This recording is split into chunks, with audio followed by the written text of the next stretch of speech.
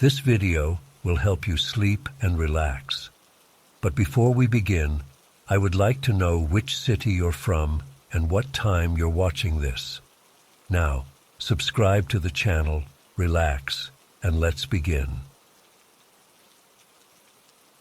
Growing up in St. Louis, I always knew there was something off about my dad. He was a quiet man, prone to long silences and sudden bursts of anger. The smell of alcohol seemed to cling to him constantly. As a kid, I just thought that's how all dads were. It wasn't until I was older that I realized how broken he truly was. My mom never talked much about their life before coming to America. I knew they were refugees from the Bosnian War, but that was about it. Whenever I asked questions, she'd just get this sad, faraway look in her eyes and change the subject. It all came to a head one night when I was 16. I came home late from a friend's house to find my dad completely wasted, sobbing at the kitchen table. Empty bottles were scattered everywhere. When he saw me, he grabbed my arm and started rambling incoherently. At first I thought it was just drunken nonsense, but then bits and pieces started to come together. He kept mentioning a place called Obadi and the names of people I'd never heard of before. Through his slurred speech, I managed to piece together a horrifying story. During the war, my father had been a soldier in the Bosnian army. His unit was stationed in this small village called Obadi, tasked with defending it from Serbian forces. But my father did something unthinkable. He made a secret deal with the enemy. In exchange for his own life being spared, he agreed to sabotage his unit's defenses and allow the Serbs to overrun the village. He disabled their communications equipment, gave false intel about troop positions, and even tampered with some of their weapons. When the attack came, his unit was caught completely off guard. They never stood a chance. My father described the sounds of gunfire and screams as his fellow soldiers were gunned down. He spoke of women and children being dragged from their homes, all while he hid and waited for his chance to slip away in the chaos. I couldn't believe what I was hearing. My own father, a traitor who sacrificed an entire village to save his own skin. The weight of his actions had clearly been eating away at him for years. He finished his drunken confession by looking me in the eye and saying, "I'm so sorry, Hannah. You deserve better than a coward for a father." Then he passed out face down on the table. I sat there in shock for I don't know how long, trying to process it all. Part of me wanted to believe it was just alcohol-fueled rambling, but deep down, I knew it was true. It explained so much about him, the drinking, the depression, the nightmares I sometimes heard him having. The next morning, my dad was gone. He left a note apologizing to my mom and me, saying he couldn't bear the guilt any longer. We never saw or heard from him again. For weeks afterward, I was in a daze. I couldn't concentrate at school. I'd lay awake at night, imagining the horrors my father described. I felt disgusted knowing his blood ran through my veins, but I also felt a confusing mix of pity and anger toward him. I wanted so badly to talk to my mom about it, but I couldn't bring myself to tell her what I knew. How could I burden her with that knowledge? So I kept it all bottled up inside. I threw myself into researching the Bosnian War, desperate to understand the context of what happened. I scoured old news reports and military records, trying to find any mention of Obadi or my father's unit. But information was scarce. It seemed the massacre of one small village was barely a footnote in the larger conflict. The more I learned about the brutality of the war, the more conflicted I felt. I tried to imagine myself in my father's position, young, scared, faced with certain death. Would I have done the same to save myself? I wanted to believe I'd choose heroic sacrifice, but the truth is, I just don't know. Keeping this secret ate away at me. I became withdrawn and moody. My grades started slipping. My mom was worried sick, but I couldn't tell her why. I felt like I was drowning under the weight of it all. One night, about 2 months after my dad left, I hit my breaking point.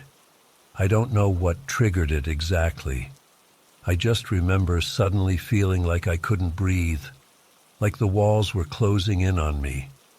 I ran out of the house in a panic, not even bothering to grab a jacket despite the chilly autumn air. I ended up at a nearby park, collapsing onto a bench as sobs racked my body. All the pent-up emotion came pouring out. I cried for the innocent people of Obadi. I cried for my father and the guilt that consumed him. I cried for my mom, left alone to pick up the pieces. And I cried for myself, burdened with a truth I never asked for. I must have sat there for hours, until my tears ran dry, and I was left feeling hollow. As I walked home in the pre-dawn light, I made a decision. I couldn't change the past. I couldn't undo my father's actions or bring back those who died, but I could choose how to move forward. I decided then and there that I would dedicate my life to helping others, to standing up against injustice and being a voice for those who can't speak for themselves. It felt like the only way to even begin atoning for the sins of my father. In the years since, I've tried to live up to that promise. I studied international relations in college and now work for a human rights organization. I've traveled to war-torn countries and refugee camps, doing whatever I can to make a difference. But the weight of my father's secret has never fully left me. Sometimes I still wake up in a cold sweat, haunted by nightmares of a village I've never seen. I've never been able to bring myself to visit Bosnia or track down any survivors who might remember what happened in Obadi. Part of me is afraid of what I might learn. I've thought about trying to find my father, to confront him about that night and everything he told me, but I'm not sure what good it would do now. Would hearing the full story bring any closure, or just open old wounds? So I carry on, doing my best to balance the scales in whatever small way I can, but always with the knowledge that no matter how much good I do, it will never truly erase the horrors of the past. The ghosts of Obadi will always be with me, a constant reminder of the devastating ripple effects of one man's moment of weakness. I'm sharing this now because the burden has become too much to bear alone. Maybe putting it out into the world will help me find some measure of peace. Or maybe it's a desperate attempt to warn others about how the sins of our past can haunt us, shaping the course of our lives in ways we never imagined. Whatever the reason, it feels like a weight has been lifted just writing this all down. I don't know what the future holds, but I know I'll keep trying to make amends for a crime I didn't commit. It's the only way I know how to honor those who lost their lives that day in Obadi, and to try to become the person my father couldn't be.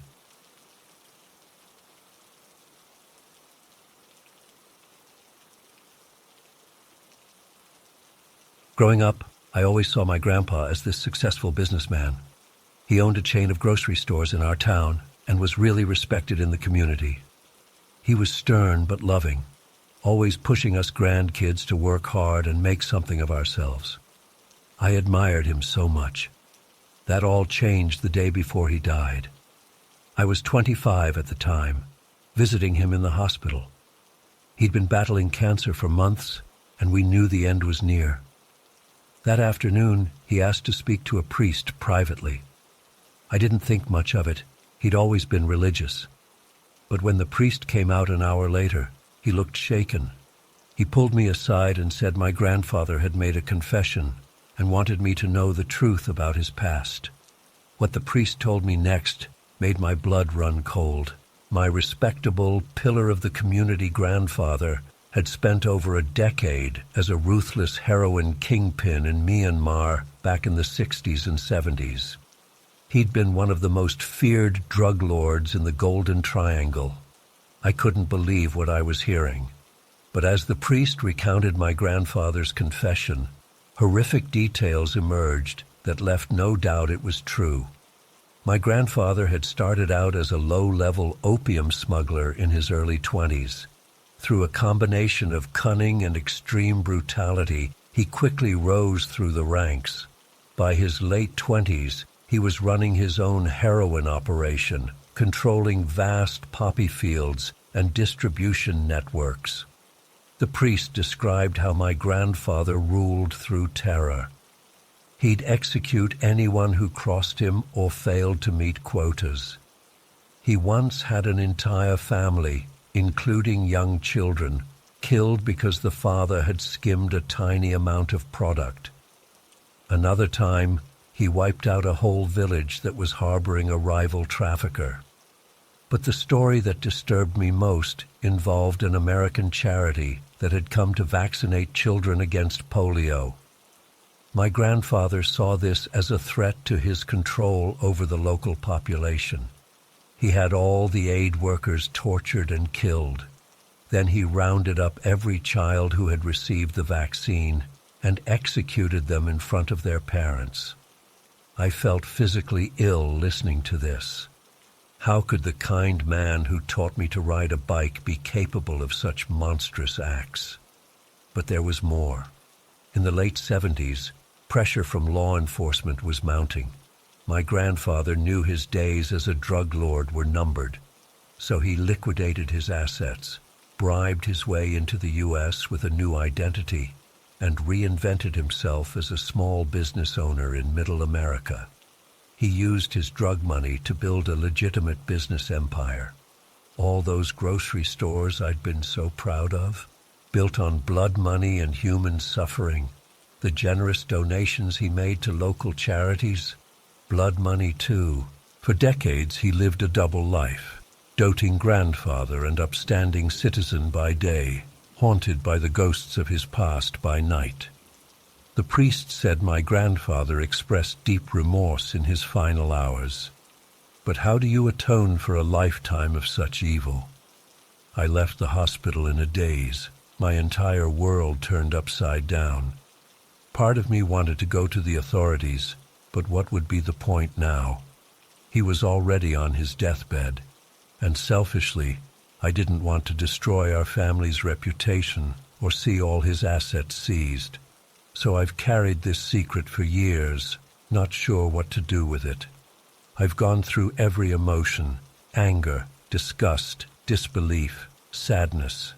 I've questioned everything I thought I knew about my grandfather and my family. Sometimes I wonder if I should try to make amends somehow for his crimes.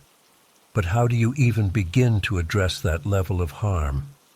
Other times I think I should just try to move on and be the best person I can be, to somehow balance out the evil he put into the world.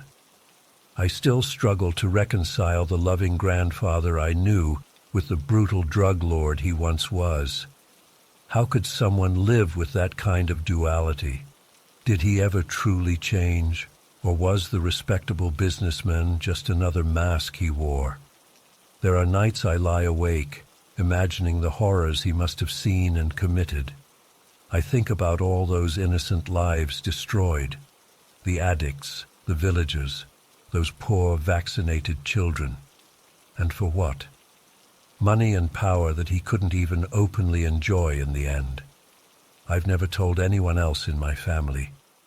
How could I shatter their image of him? Sometimes I wonder if my grandmother knew. Did she willingly turn a blind eye, or was she just as deceived as the rest of us? The hardest part is knowing that he got away with it all. He lived a long, comfortable life and died surrounded by a loving family who had no idea of his true nature. Where's the justice in that? I guess I'm sharing this now because I need to unburden myself, and maybe as a reminder that you never truly know someone's past. The kindly old man next door could be hiding unimaginable secrets. I still don't know how to feel about my grandfather. Part of me will always love the man who taught me to fish and supported me through college. But now that love is tainted by revulsion at his true nature, I often wonder, if he hadn't confessed, would I have gone my whole life never knowing the truth? Is it better to live in blissful ignorance or to know the painful reality? I'm not sure I have an answer. All I know is that I'll carry this weight for the rest of my life. The knowledge that my comfortable upbringing was built on untold suffering, that the man I admired was capable of such cruelty, that evil can hide behind the most benign facades. I hope that by sharing this, I can start to process it all, and maybe serve as a cautionary tale about the secrets people can hide. Because you never know. That sweet old grandpa could have a past darker than you could ever imagine.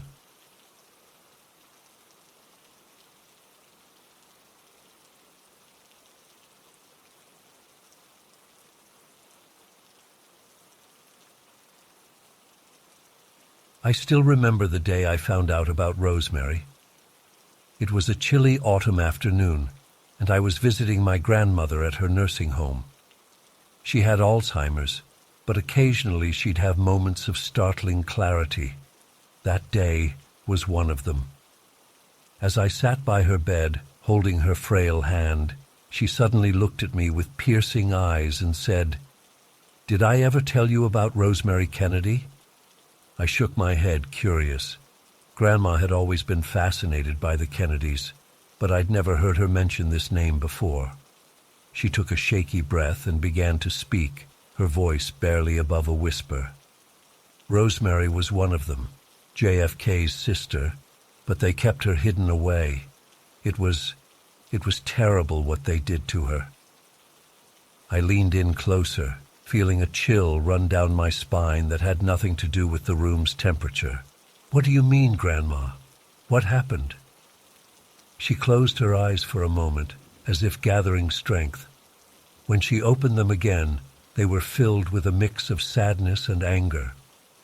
She was different, you see, not like the others. They say she was slow, had trouble learning.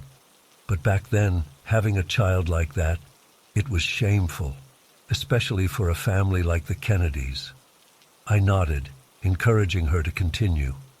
My heart was already starting to race, sensing that this story wasn't going to have a happy ending. "They tried to hide it at first," Grandma continued. "Sent her to special schools, kept her out of the public eye. But as she got older, it got harder. She was beautiful, you know, started to attract attention, and that scared them." She paused, her grip on my hand tightening. Then, in 1941, they did something unforgivable. Her father, Joe Kennedy, he arranged for her to have an operation, a lobotomy. I felt my blood run cold. I'd heard of lobotomies before, knew they were a barbaric practice from the past. But to think that someone would do that to their own child. "They told her it would help her," Grandma said, her voice cracking, "that it would make her better. But it didn't. It destroyed her, left her with the mind of a toddler, and then they just put her away, like she never existed." I sat there in stunned silence, trying to process what I was hearing. It seemed too cruel, too horrific to be true, but the pain in my grandmother's eyes told me it was real. "How do you know all this?" I finally managed to ask. She gave me a sad smile. "I worked as a nurse in the institution where they sent her, just for a short time in the 60s. I saw her there. She couldn't speak, couldn't take care of herself. It broke my heart. I felt tears welling up in my eyes. Did her family ever visit her?" Grandma shook her head. "Not for many years. It was like they wanted to forget she existed. It wasn't until after Joe Kennedy died that things started to change a little. Some of her siblings began to visit, to try and make amends. But by then, so much damage had been done." We sat in silence for a while after that, both lost in our thoughts. I couldn't stop thinking about Rosemary, about the life that had been stolen from her. It seemed so unfair, so unimaginably cruel. As I was preparing to leave, Grandma grabbed my hand one last time. "Promise me something," she said, her voice urgent. "Promise me you'll remember Rosemary's story, that you'll tell others. People need to know what happened to her." I nodded, feeling a weight settle on my shoulders. "I promise, Grandma." That night I couldn't sleep. I kept thinking about Rosemary, imagining her fear and confusion as she was taken for that operation. Did she understand what was happening? Did she try to resist?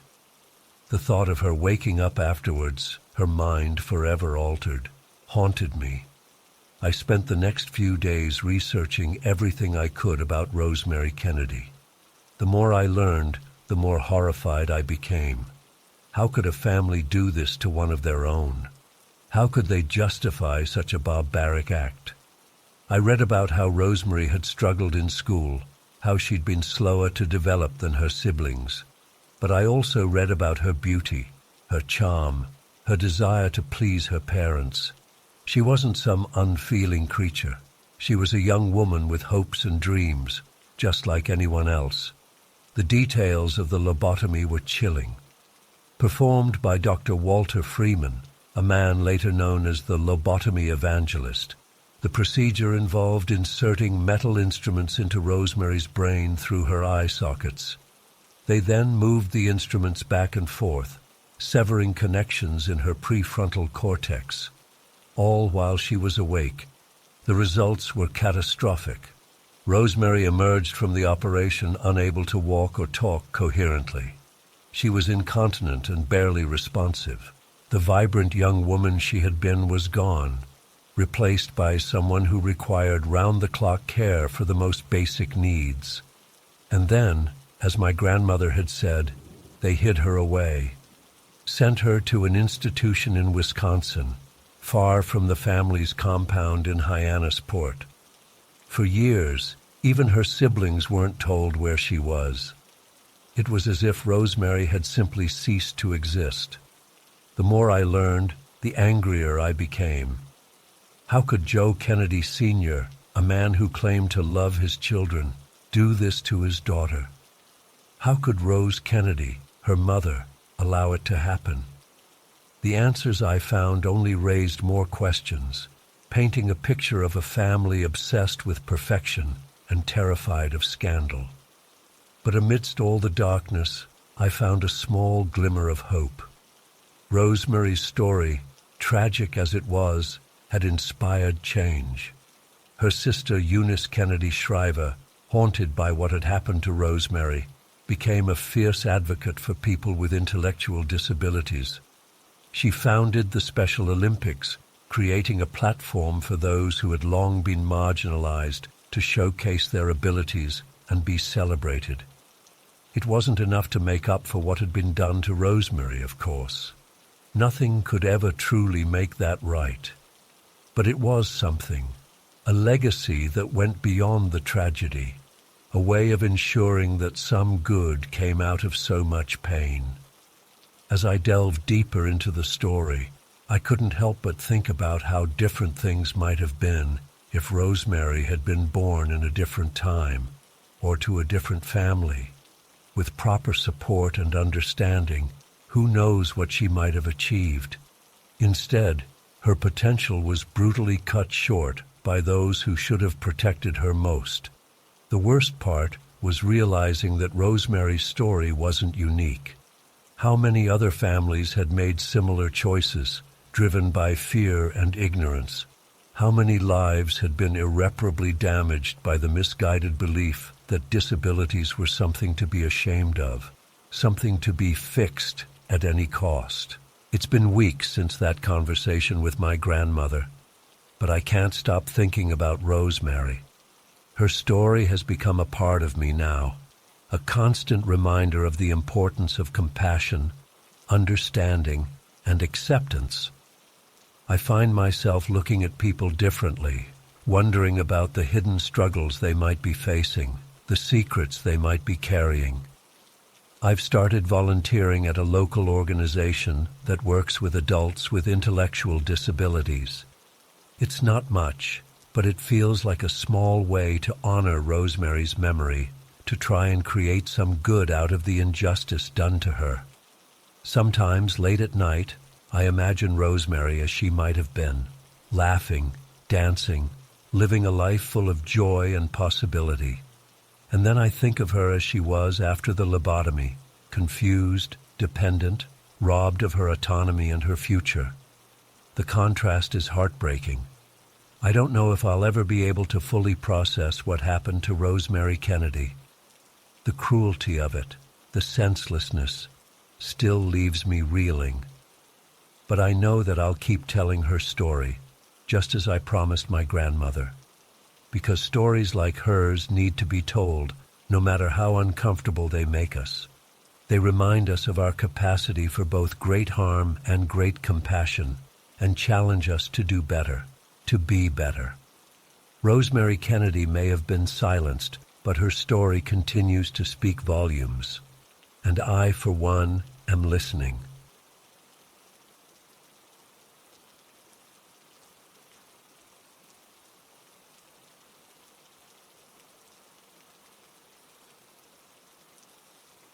I was always the odd one out in my family, never quite fitting in with my parents or siblings.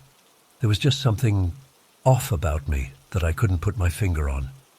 It wasn't until years later that I discovered the shocking truth about my origins. I grew up in a small town in Rhode Island in the late 1800s.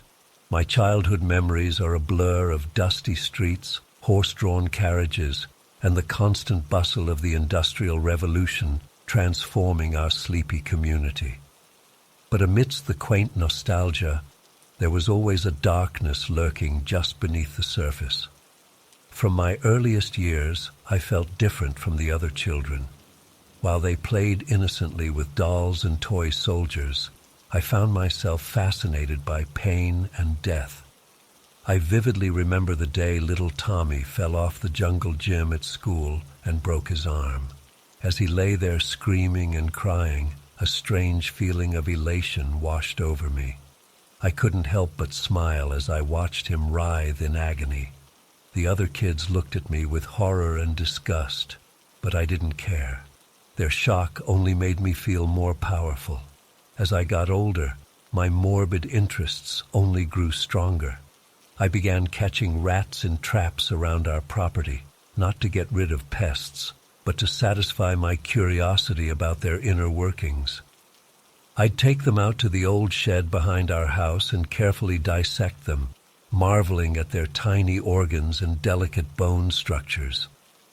The first time my hands shook as I made that initial cut, but soon it became almost meditative. The careful precision of the knife, the metallic scent of blood, the satisfying pop as I cracked open their rib cages. My parents knew something wasn't quite right with me. I'd catch them whispering when they thought I couldn't hear, exchanging worried glances when I said or did something disturbing. But they never confronted me directly. Instead, they tried to encourage more normal pursuits, sports, music lessons, anything to keep me occupied. But nothing could quell that deep-seated hunger inside me. As a teenager, I discovered the thrill of gambling.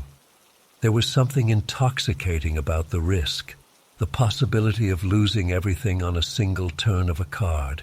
I'd sneak out to underground poker games, betting far more than I could afford to lose. The rush was incredible, my heart pounding, palms sweating, that knife edge between ecstasy and despair. It was at one of these illicit card games that my life took its final fateful turn. I was 17 years old, playing with a group of rough men twice my age. The stakes were higher than ever before. I'd managed to scrape together every cent I had, even borrowing money from my father's safe. This was my chance to finally prove myself, to win big and earn the respect I craved. As the night wore on, the tension in the smoky back room grew unbearable. I was on a hot streak, my pile of winnings growing with each hand. The other players were getting angry, accusing me of cheating. I knew I should quit while I was ahead, but I couldn't stop myself. Just one more hand, I kept thinking. Just one more. Finally, it came down to me and one other player, a hulking brute of a man with a nasty scar across his face. We were all in, everything riding on this final hand. As I laid down my cards, a royal flush, an almost impossible hand, I felt a surge of triumph. But it was short-lived. The scarred man exploded in rage, flipping the table and lunging at me with a knife. In the chaos that followed, I caught a glimpse of my opponent's cards scattered on the floor. To my shock, he also had a royal flush, in the exact same suit. The odds of this happening were astronomical. In that moment, I knew this was no coincidence. Someone had set me up. As the knife plunged into my chest, a strange calm washed over me. This was it, the ultimate thrill, the final gamble. As my lifeblood poured out onto the dirty floorboards, fragmented memories flashed before my eyes. My mother's tearful arguments with my father, hushed conversations with my uncle, the way he looked at me with a mixture of love and guilt. In my final moments, the truth I'd always suspected crystallized with perfect clarity. My uncle was my real father. The shame and secrecy surrounding my birth, my inherent wrongness, it all made sense. I was the product of incest, a forbidden union between brother and sister. No wonder I'd always felt like an outsider, drawn to the darkest aspects of human nature. As the light faded from my eyes, I felt an odd sense of peace. My death wasn't just a tragic accident or an act of violence. It was the culmination of a lifetime of secrets and lies. Perhaps this was always how it was meant to end for someone like me. In the years since my death, I've watched from beyond as my story has become something of a local legend. Some say I orchestrated my own demise, unable to live with the weight of my dark impulses. Others whisper about blackmail and sexual impropriety, hinting at even more sordid secrets. The truth, as always, is far more complex. I often wonder how things might have been different if I'd known the truth about my parentage from the beginning. Would it have changed who I was, or merely confirmed what I'd always felt inside? There's no way to know now. All I can do is watch as my tale is told and retold, twisted and exaggerated with each retelling. In the end, I suppose I got what I always wanted, to be remembered, to leave my mark on the world. Even if that mark is stained with blood and shrouded in mystery. My name may be forgotten, but the story of Ephraim Carter, the disturbed boy with a penchant for darkness, will live on long after I'm gone. So the next time you're driving through a small New England town and catch a glimpse of an old, abandoned house, remember my story.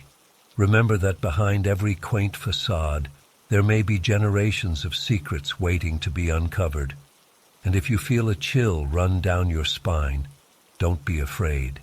It's just me, reaching out from beyond the veil, eager to share my tale with another willing listener.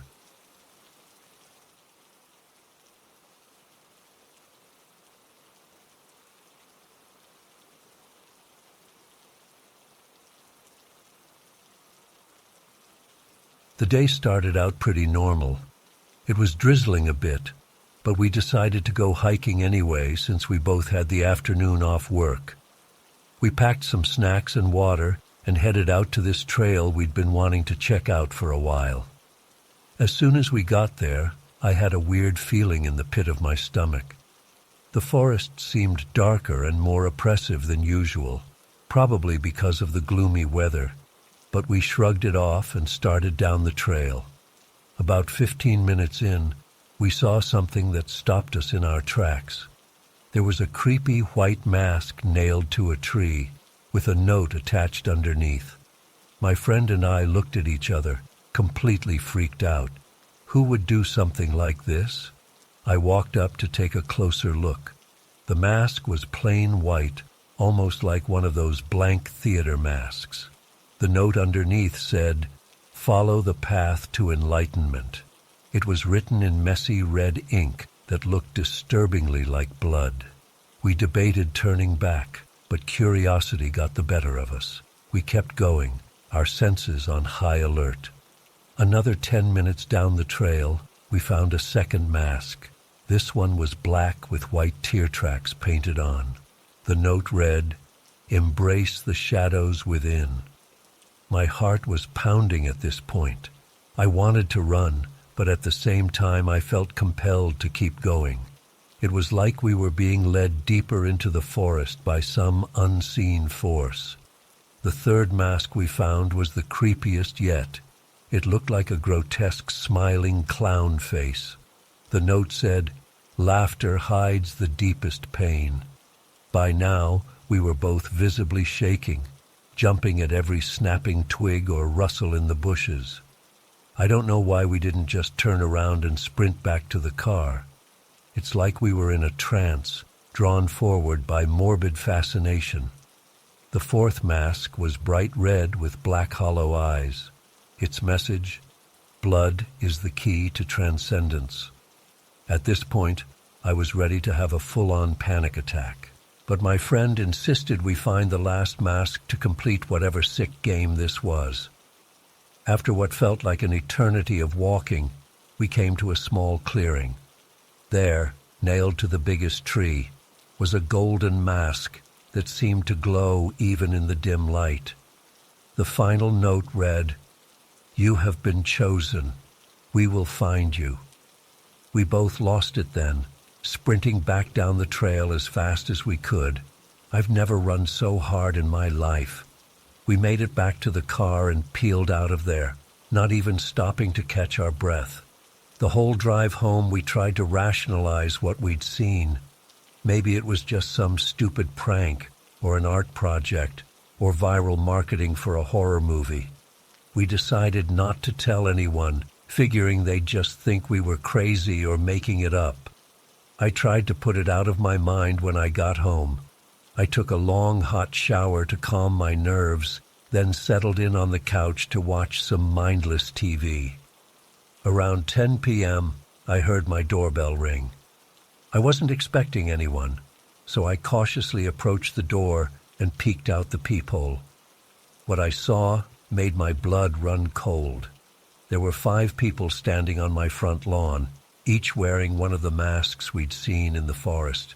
The white one, the black one, the clown, the red one, and the golden one in the center.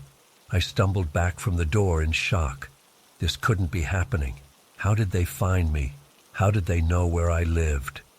The doorbell kept ringing incessantly as I fumbled for my phone with shaking hands. I called 911 and tried to explain the situation, probably sounding like a lunatic. As I was on the phone, the masked figures started pounding on my door and windows. I ran to my bedroom and barricaded myself in, convinced they were going to break in at any moment. The police said they were on their way, but it felt like hours as I cowered in my room, listening to the relentless banging. Then suddenly, everything went quiet. When the cops finally arrived 10 minutes later, there was no sign of the masked people. No footprints, no evidence they were ever there. The police clearly thought I was either crazy or on drugs. They searched the area half-heartedly and told me to call back if there was any other disturbance. I knew they didn't believe me. I called my friend in a panic, and they said nothing weird had happened at their place. We stayed on the phone for hours, trying to make sense of it all. But there were no answers, just a gnawing fear that wouldn't go away. It's been a few days now, and I still can't sleep. Every little noise makes me jump. I keep expecting to see those masks outside my window. I don't know if it was all some elaborate prank, or if I'm losing my mind, or if there's something more sinister going on.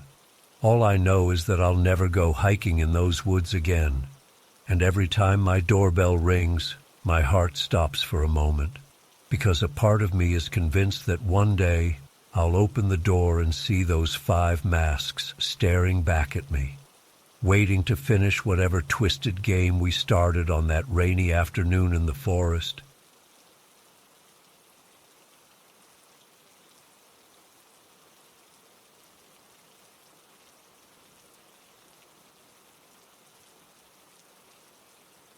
The first day went pretty much as expected. We hiked up to the campsite, set up our tents, and had dinner around the fire. Our teachers gave us the usual safety lectures, and lights out was at 10 p.m. But come on, what teenager actually goes to sleep that early on a camping trip? My friends and I had been planning for weeks to sneak out after the teachers went to bed. We all brought our Nintendo DSs and were psyched to have an epic Mario Kart tournament under the stars. Around midnight, when we were sure the coast was clear, 5 of us quietly unzipped our tents and tiptoed into the woods. We found a small clearing about 10 minutes from camp that seemed perfect, far enough that the light from our screens wouldn't be noticed, but close enough that we could easily find our way back. We sat in a circle, turned on our DSs, and started racing. We must have been playing for about an hour when I got this weird feeling in the pit of my stomach. You know that sensation when you suddenly realize you're being watched? I glanced up from my screen and nearly had a heart attack. There was a man sitting in our circle. He looked to be in his 50s, with thinning gray hair and pale skin that seemed to glow in the light of our DSs. He was wearing khaki pants and a plaid button-up shirt. Totally normal clothes for hiking, but something about him just felt off. The weirdest part was how he was just silently sitting there, staring at us with this blank expression. No smile, no frown, just nothing. I froze, my thumb hovering over the buttons on my DS. I looked at my friends, wondering if I was hallucinating or something. But I could tell by their wide eyes and open mouths that they saw him too. For what felt like an eternity, we all just sat there in shocked silence. Finally, my friend Jake whispered, "Hi there. Can we help you with something?" The man didn't respond. He didn't even blink. He just kept staring at us with those empty eyes. That's when the panic started to set in. My heart was pounding so hard, I thought it might burst out of my chest. I wanted to run, but I was paralyzed with fear. Jake tried again, his voice shaking. "Sir, are you lost? Do you need directions back to the campground?" Still nothing, not even a twitch. Suddenly, my friend Amber screamed and jumped to her feet. That seemed to break the spell, and we all scrambled up, grabbing our DSs. Without a word, we took off running back towards our camp. I glanced over my shoulder as we ran and nearly tripped over a root. The man was following us. He wasn't running, just walking at a steady pace. But somehow, he was keeping up, getting closer and closer, no matter how fast we ran. We burst into the clearing where our tents were set up, gasping for breath. I expected to see our teachers come running out to see what all the commotion was about. But the campsite was silent. It was like we were the only people in the world. We huddled together, too terrified to make a sound. I kept my eyes fixed on the tree line, waiting for the man to appear. Minutes ticked by, feeling like hours, but he never emerged from the woods. After what must have been at least 30 minutes, we finally worked up the courage to go back to our tents. We agreed not to tell the teachers. We'd have gotten in huge trouble for sneaking out, and honestly, I wasn't sure they'd believe us anyway. I don't think any of us slept that night. Every rustle of leaves or snap of a twig had me sitting bolt upright, sure the man had found us. When the sun finally rose, I'd never been so relieved in my life. The rest of the trip passed without incident. We stuck close to the group and didn't dare venture into the woods alone again. I kept expecting to see the man watching us from between the trees, but there was no sign of him. It's been almost a year now, and I still don't know what to make of that night. Who was that man? Why was he out in the woods so late? How did he move so silently, and how did he keep up with us when we ran? Sometimes I wonder if it was all just a shared hallucination brought on by lack of sleep and too much sugar. But then I remember the overwhelming terror I felt, and I know it was real. I've tried researching strange encounters in those mountains, looking for any similar stories, but I've never found anything that quite matches our experience. My friends and I don't talk about it much anymore. It's like we have this unspoken agreement to pretend it never happened. But I know none of us will ever forget that night. Sometimes when I'm lying in bed, unable to sleep, I find myself thinking about that man. Is he still out there in those woods? Has he terrified other campers the way he terrified us? Or was there something specific about our group that drew him to us that night? I don't have any answers, and I probably never will. All I know is that I won't be going camping again anytime soon. And if I ever see a pale man in a plaid shirt walking towards me, you can bet I'll be running in the opposite direction as fast as I can.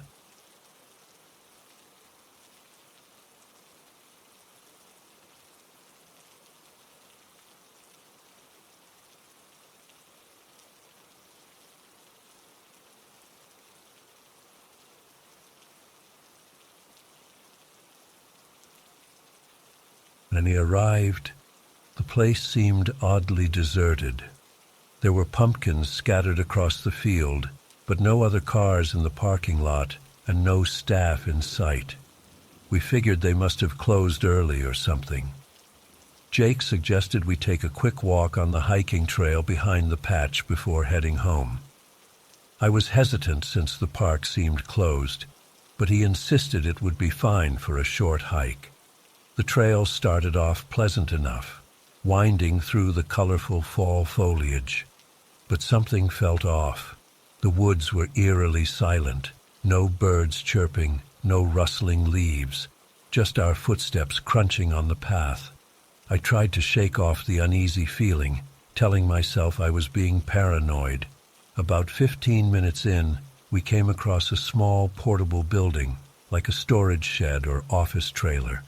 It was weathered and clearly hadn't been used in a while. Jake, always the curious one, wanted to peek inside. I hung back, not wanting to trespass. He peered through a grimy window, cupping his hands around his eyes to see better. Suddenly, he jerked back from the window with a strangled gasp. His face had gone ghostly pale. I rushed over, asking what was wrong, but he just shook his head violently. "We need to leave, now." His voice was shaking. I'd never seen him so scared. We practically ran back down the trail, my heart pounding. Jake kept looking over his shoulder like he expected something to be chasing us. When we finally reached the car, he was trembling so badly he could barely get the key in the ignition. I begged him to tell me what he'd seen, but he refused. "I can't talk about it. Please don't ask me again." The drive home was tense and silent. Jake white-knuckled the steering wheel the whole way, his eyes darting to the rearview mirror every few seconds. That night, Jake woke up screaming from a nightmare. He was drenched in sweat, eyes wild with terror. I held him as he sobbed, his whole body shaking. He kept mumbling, "It wasn't human. Oh God, it wasn't human." But he still wouldn't tell me what it was. The next few weeks were awful. Jake barely slept, plagued by vivid nightmares. When he did manage to drift off, he'd wake up in a panic, clawing at the sheets. He lost weight, developed dark circles under his eyes. I begged him to see a therapist, but he refused. He said no one would believe him anyway. I tried going back to the pumpkin patch alone one day, hoping to find some answers. But the trail was blocked off, with no trespassing signs everywhere. The portable building was gone without a trace. It was like it had never existed. Jake's never been the same since that day. He quit his job, saying he couldn't handle being around people anymore. He flinches at sudden movements and loud noises. Sometimes I catch him staring out the window with this haunted look in his eyes, like he's seeing something the rest of us can't. I've spent countless hours researching, trying to find any similar experiences or local legends that might explain what happened. But I've come up empty. Whatever Jake saw in that building, it's a mystery that continues to consume our lives. The worst part is not knowing. My mind conjures up all sorts of terrifying possibilities, each one worse than the last. Was it a ghost? Some kind of monster? A gruesome crime scene? The uncertainty is maddening. I've tried to move on, to put that day behind us. But how can I when I see the impact on Jake every single day? He's a shell of his former self. The confident, outgoing man I married is gone, replaced by someone who jumps at shadows and triple checks the locks before bed. Sometimes in his sleep, he'll mutter fragments that chill me to the bone. Eyes. So many eyes. Teeth like needles. It saw me. It knows. I lie awake, piecing together these horrifying clues, my imagination running wild. I've begged Jake to go back with me, to face whatever it was together, but he becomes hysterical at the mere suggestion. "You don't understand," he'll say, his voice breaking. "If you saw it, if you knew, you'd never be the same." Part of me wishes I had looked in that window too. At least then I'd know what we're dealing with. But another part is grateful I was spared whatever horror has so deeply scarred my husband. I've considered reaching out to paranormal investigators or local authorities, but Jake made me promise not to involve anyone else. He's convinced that whatever he saw is still out there, watching, waiting, and that drawing attention to it would only make things worse. So we live in this limbo of fear and uncertainty. Every unexplained noise makes us freeze. Every shadow in the corner of our eye could be a threat. We've become prisoners in our own home, afraid of what might be lurking just beyond our walls. I find myself constantly scanning faces in crowds, wondering if I'll recognize whatever inhuman thing Jake saw that day. Every time we drive past wooded areas, I tense up, half expecting to see something unnatural moving among the trees. The pumpkin patch itself has become a source of local mystery. It never reopened after that season, and rumors swirl about why. Some say the owners just went bankrupt, but others whisper about strange occurrences and unexplained phenomena.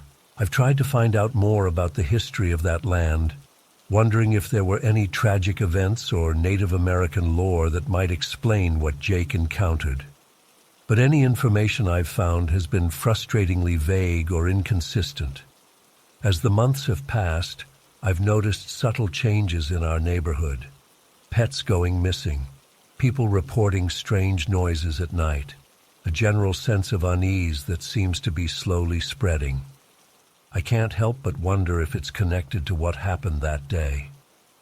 Jake has started keeping a journal, filling page after page with frantic scribblings.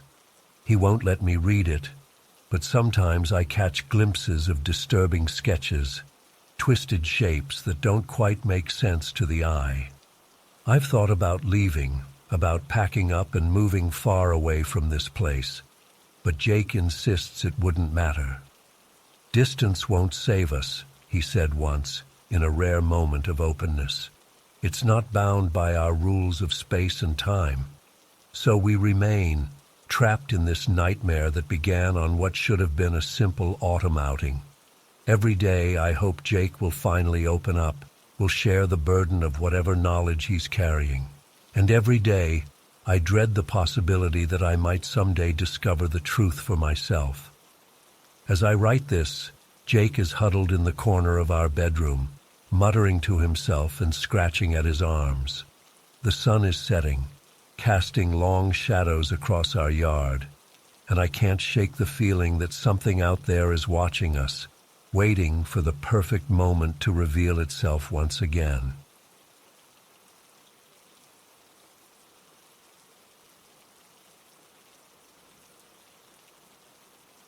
The day started off great.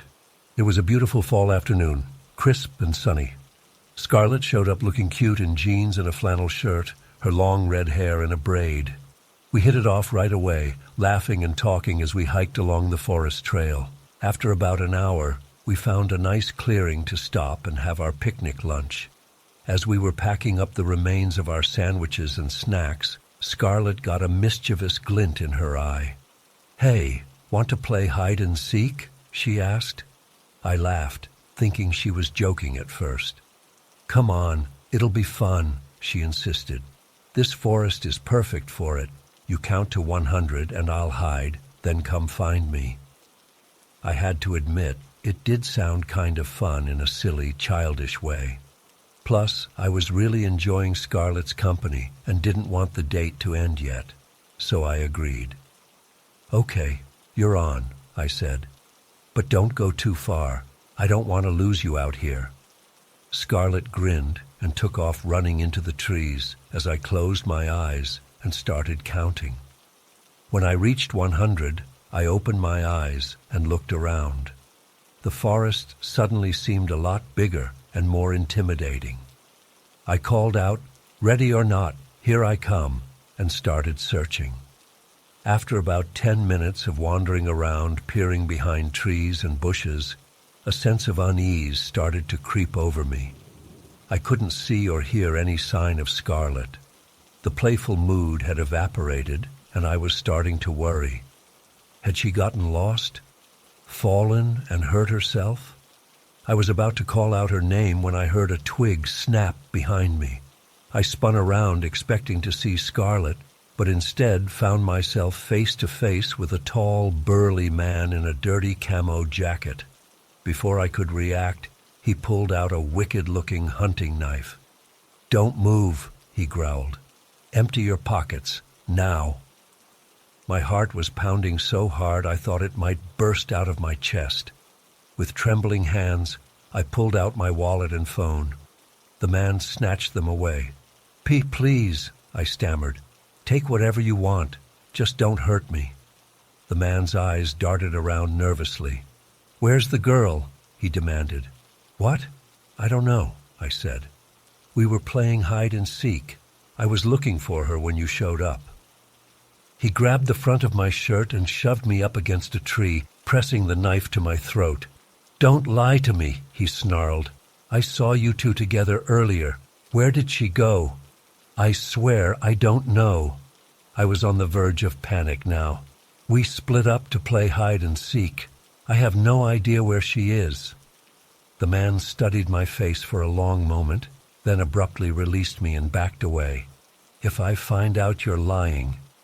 He left the threat hanging. Then he turned and disappeared into the forest as quickly as he'd appeared. I slumped to the ground, shaking uncontrollably. What the hell had just happened? Who was that guy and why was he looking for Scarlett? After a few minutes, I managed to pull myself together enough to stand up. I had to find Scarlett and get out of here. I spent the next hour frantically searching the woods, calling Scarlett's name until my voice was hoarse. But there was no sign of her anywhere. As the sun started to set, I realized I needed to get help. I made my way back to the parking lot and flagged down a park ranger. The next few hours were a blur of police interviews and search parties combing the woods. They found no trace of Scarlett or the man who robbed me. My wallet and phone were never recovered. The police were baffled. There was no record of anyone matching Scarlett's description entering the park that day. In the days that followed, I racked my brain trying to make sense of it all. Had Scarlett set me up somehow? Was she working with the robber? Or had she been a victim too, grabbed by him while hiding? The few photos I had of her from her dating profile didn't turn up any matches in missing persons databases. It's been months now, and I still lie awake at night replaying that day in my mind. the terror of being held at knife point, the growing dread as I searched for Scarlet, the crushing weight of unanswered questions. I don't go hiking anymore. I deleted all my dating apps. I jump at unexpected noises and flinch when strangers get too close. That day in the forest broke something in me that I'm not sure will ever fully heal. Sometimes I wonder if I imagined the whole thing, if Scarlet was ever real at all. But then I'll catch a glimpse of red hair in a crowd, or hear a laugh that sounds just like hers, and it all comes rushing back. The sunny afternoon that turned to terror in the blink of an eye. The game of hide and seek that became all too real. I'll probably never know the full truth of what happened that day. But one thing's for certain. I'll never look at a forest the same way again. What was once a place of peace and natural beauty now feels ominous and threatening. Every shadow holds potential danger. Every rustle of leaves sounds like footsteps. I try to tell myself that it was just a random, terrible coincidence, that Scarlet was an innocent victim, not involved in some elaborate scheme, that the robber just happened to be in the wrong place at the wrong time. But deep down, I can't shake the feeling that there was more to it, that somehow it was all connected in ways I'll never understand. Sometimes I think about trying to track Scarlet down again, to get answers or closure or something. But then I remember the wild fear in the robber's eyes when he asked about her, the way she vanished without a trace. And I realize that maybe there are some mysteries better left unsolved. So I go about my days trying to put it behind me. But I know I'll never forget that autumn afternoon when a playful game turned into a real-life nightmare. When the line between fun and fear became blurred beyond recognition. When I learned that sometimes the most dangerous thing in the forest isn't what's hiding from you. It's what you're hiding from.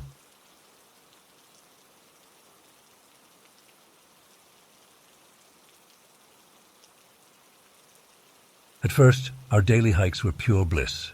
The fresh mountain air, the crunch of leaves underfoot, the gentle bubbling of streams. It was everything I'd hoped for when I decided to leave the bustling city behind. Baker and I would spend hours exploring new paths, chasing squirrels. Well, Baker did the chasing, and soaking in the peace and tranquility of nature. But then, about 6 months after we'd settled into our new routine, something changed. It was subtle at first, just a feeling of unease that I couldn't quite shake. I'd be walking along, lost in thought, when suddenly the hairs on the back of my neck would stand up. I'd whip around, certain I'd catch someone watching me, but there was never anyone there, just trees and shadows. I tried to brush it off as paranoia. After all, I was a woman alone in the woods. It was natural to feel a bit on edge sometimes, right? But as the weeks went by, the feeling only intensified. Baker started acting strangely too. He'd stop suddenly on the trail, hackles raised, staring intently into the undergrowth. I'd strain my eyes trying to see what had caught his attention, but it was always just more trees and shadows. Then came the day I saw him for the first time. It was a crisp autumn afternoon, and Baker and I were about 2 miles into our favorite trail. The leaves were just starting to turn, painting the forest in vibrant shades of red and gold. I remember feeling so at peace, breathing in the earthy scent of decaying leaves and listening to the wind whisper through the trees. Suddenly, Baker let out a low growl. I looked down at him, surprised. He was usually such a friendly dog. That's when I saw it, a flicker of movement in my peripheral vision. I turned slowly, my heart pounding in my chest, and there he was, a man, standing perfectly still about 50 yards off the trail. He was partially obscured by a large oak tree, but I could make out his tall, lean frame and the dark jacket he wore. What struck me most was his stillness. He didn't move a muscle, didn't even seem to be breathing. Just stood there, staring directly at me. I froze, unsure what to do. Should I call out to him? Run? Before I could decide, Baker let out another growl, louder this time. The sound seemed to break whatever spell had fallen over the forest. In the blink of an eye, the man was gone, melting back into the shadows as if he'd never been there at all. I'd like to say I immediately reported the incident, but the truth is, I didn't. I told myself I was being silly, that it was probably just another hiker taking a rest. But deep down, I knew that wasn't true. There had been something off about the way he'd been watching me, something predatory. After that day, I started noticing other things. Strange markings carved into trees along the trail, symbols I didn't recognize. Small piles of stones arranged in what seemed like deliberate patterns. Once, I found a scrap of fabric caught on a branch that looked suspiciously like it had come from the dark jacket the man had been wearing. Each time I found something, that feeling of being watched intensified. I started carrying pepper spray and a whistle, but they did little to ease my growing fear. Baker became more and more agitated on our walks, often refusing to go down certain paths or barking at seemingly nothing. The final straw came about 2 months ago. It was an unseasonably warm day for early spring, and I'd decided to try a new trail that wound up to a scenic overlook. Baker and I set out early, hoping to reach the summit in time to watch the sunrise. We were about halfway up when I heard it, a twig snapping somewhere behind us. I spun around, my heart in my throat, but saw nothing. Baker was on high alert, his ears pricked forward and his tail straight out behind him. "Hello?" I called out, hating how shaky my voice sounded. "Is someone there?" Silence. Then another snap, closer this time, and another. Whatever it was moving towards us. Panic surged through me. I grabbed Baker's collar and started running up the trail as fast as I could. The sound of footsteps behind us spurred me on, my lungs burning as I gasped for air. I didn't dare look back, too afraid of what I might see. We burst out of the tree line onto the overlook, the vast expanse of the valley spread out before us. But I had no time to appreciate the view. I ran to the edge, frantically searching for another way down, a hidden path, anything. That's when I heard his voice for the first time. Nowhere left to run. I turned slowly, my whole body trembling. There he was, the man from the woods, standing between me and the only path back down the mountain. He was older than I'd thought, probably in his late 50s, with graying hair and deep-set eyes that gleamed with a predatory light. "What do you want?" I managed to choke out. He smiled, and it was the most terrifying thing I'd ever seen. "Just to watch," he said, taking a step towards me. "I've been watching you for so long. You're so beautiful when you're afraid." Baker growled, positioning himself between me and the man. For a moment, we were all frozen in a tableau of terror. Me pressed against the cliff edge, Baker snarling, and the man slowly advancing. Then, like a miracle, I heard voices coming up the trail. Other hikers, chattering and laughing as they made their way to the overlook. The man's head snapped towards the sound, his face contorting in anger. "This isn't over," he hissed, then turned and melted back into the tree line just as the other hikers came into view. I collapsed to the ground, sobbing in relief. The other hikers, a young couple, rushed to my aid, alarmed by my state. Through my tears, I managed to tell them what had happened. They insisted on escorting me back down the mountain and to the ranger station. The rangers took my statement seriously, especially when I described the man. Turns out, I wasn't the first woman to report a creepy encounter with him on the trails. They'd been getting similar reports for months, but had never been able to catch him. They increased patrols in the area and put up warnings at all the trailheads. I gave them descriptions of all the strange markings and stone piles I'd seen, which they said would help them track his movements. It's been 2 months since that day on the overlook, and there haven't been any more sightings of the man. The rangers think he may have moved on to a new area, but I can't shake the feeling that he's still out there, watching and waiting. I still hike with Baker, but never alone anymore. I've joined a local hiking group and invested in some serious personal safety gear. The forest that once felt like my sanctuary now feels tainted, shadows lurking behind every tree. Sometimes at night, I wake up in a cold sweat, certain I've heard footsteps outside my window or seen a figure standing in the yard. The rational part of my brain tells me it's just my imagination running wild, but another part, the part that remembers the cold glint in that man's eyes, isn't so sure. I don't know if I'll ever feel completely safe on those trails again. The experience has shaken me to my core, leaving me with a bone-deep understanding of how vulnerable we all are. But I refuse to let fear rule my life. I won't let him win by giving up the activities I love. So I keep hiking, keep exploring, always with others now, and always with one eye on the shadows. And if sometimes I think I see a tall, lean figure watching me from the trees, well, I just hold Baker a little closer and keep moving forward. Because that's all we can do in the face of the unknown. Keep moving forward and hope that the light will eventually outshine the darkness.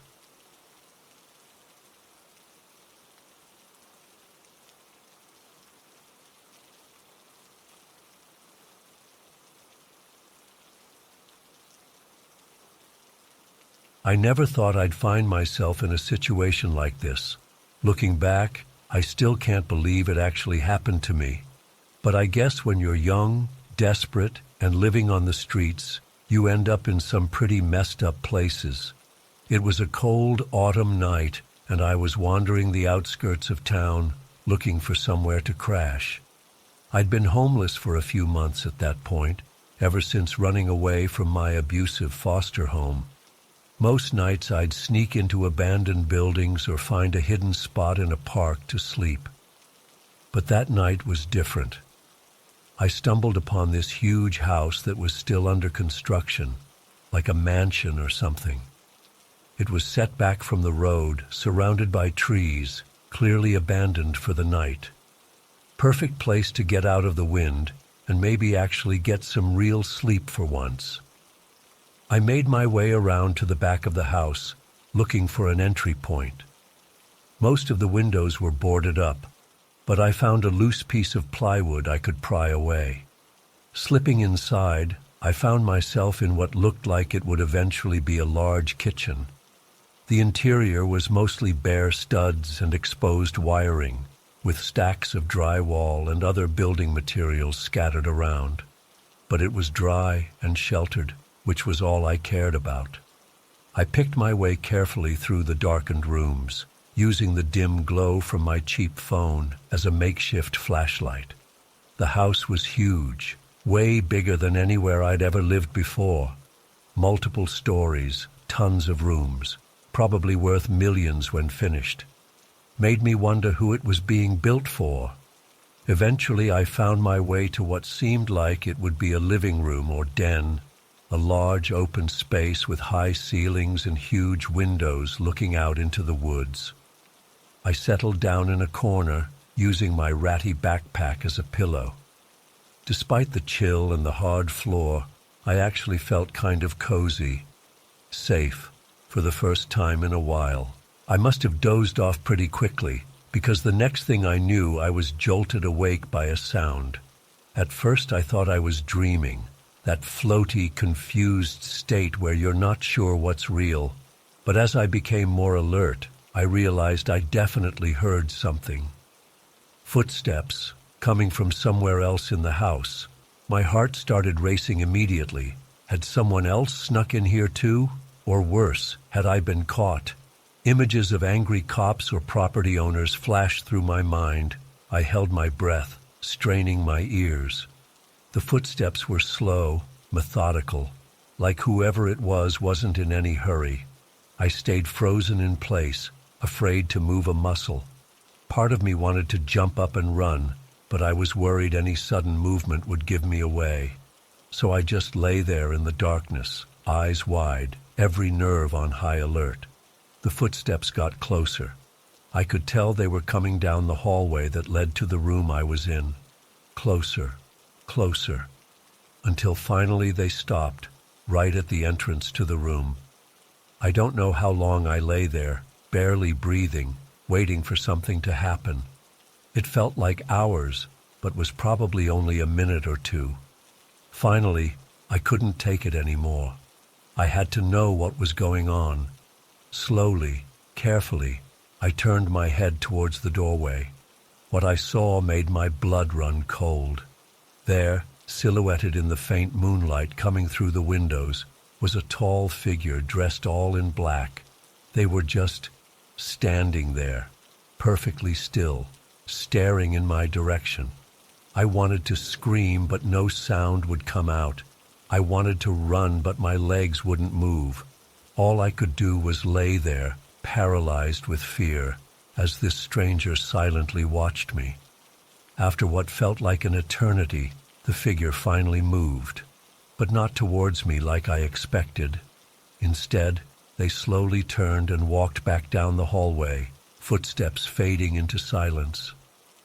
I lay there for I don't know how long, heart pounding, unable to process what had just happened. Part of me wondered if I had imagined the whole thing, but I knew deep down it had been real. When I finally worked up the courage to move, I grabbed my backpack and got the hell out of there as fast as I could. I spent the rest of the night huddled in a 24-hour laundromat, jumping at every sound. In the light of day, I tried to rationalize what had happened. Maybe it was just another homeless person who got spooked when they realized the place was occupied, or a security guard doing rounds. But something about the way that figure had just stood there, silently watching me, it didn't seem normal. I never went back to that house, even though it would have made a great shelter. Just couldn't shake the feeling that something seriously wrong had happened there that night. Sometimes I drive by it now. It's finished, a beautiful mansion occupied by some rich family. I wonder if they have any idea about the creepy encounter that took place there while it was being built. To this day, I can't explain what I saw. Who was that person? Why were they there? What did they want? The questions haunt me. All I know is that it was the scariest night of my life, and I hope I never experience anything like it again. I've tried to put it behind me and move on with my life. I'm in a better place now. Got my GED, working a steady job, even have my own tiny apartment. But I still think about that night sometimes. Still wake up in a cold sweat, the image of that dark figure seared into my mind. I don't know if I'll ever truly get over it. I guess the moral of the story is be careful where you choose to sleep when you're desperate. You never know what or who might be lurking in the shadows. Stay safe out there and trust your instincts. If something feels off, it probably is.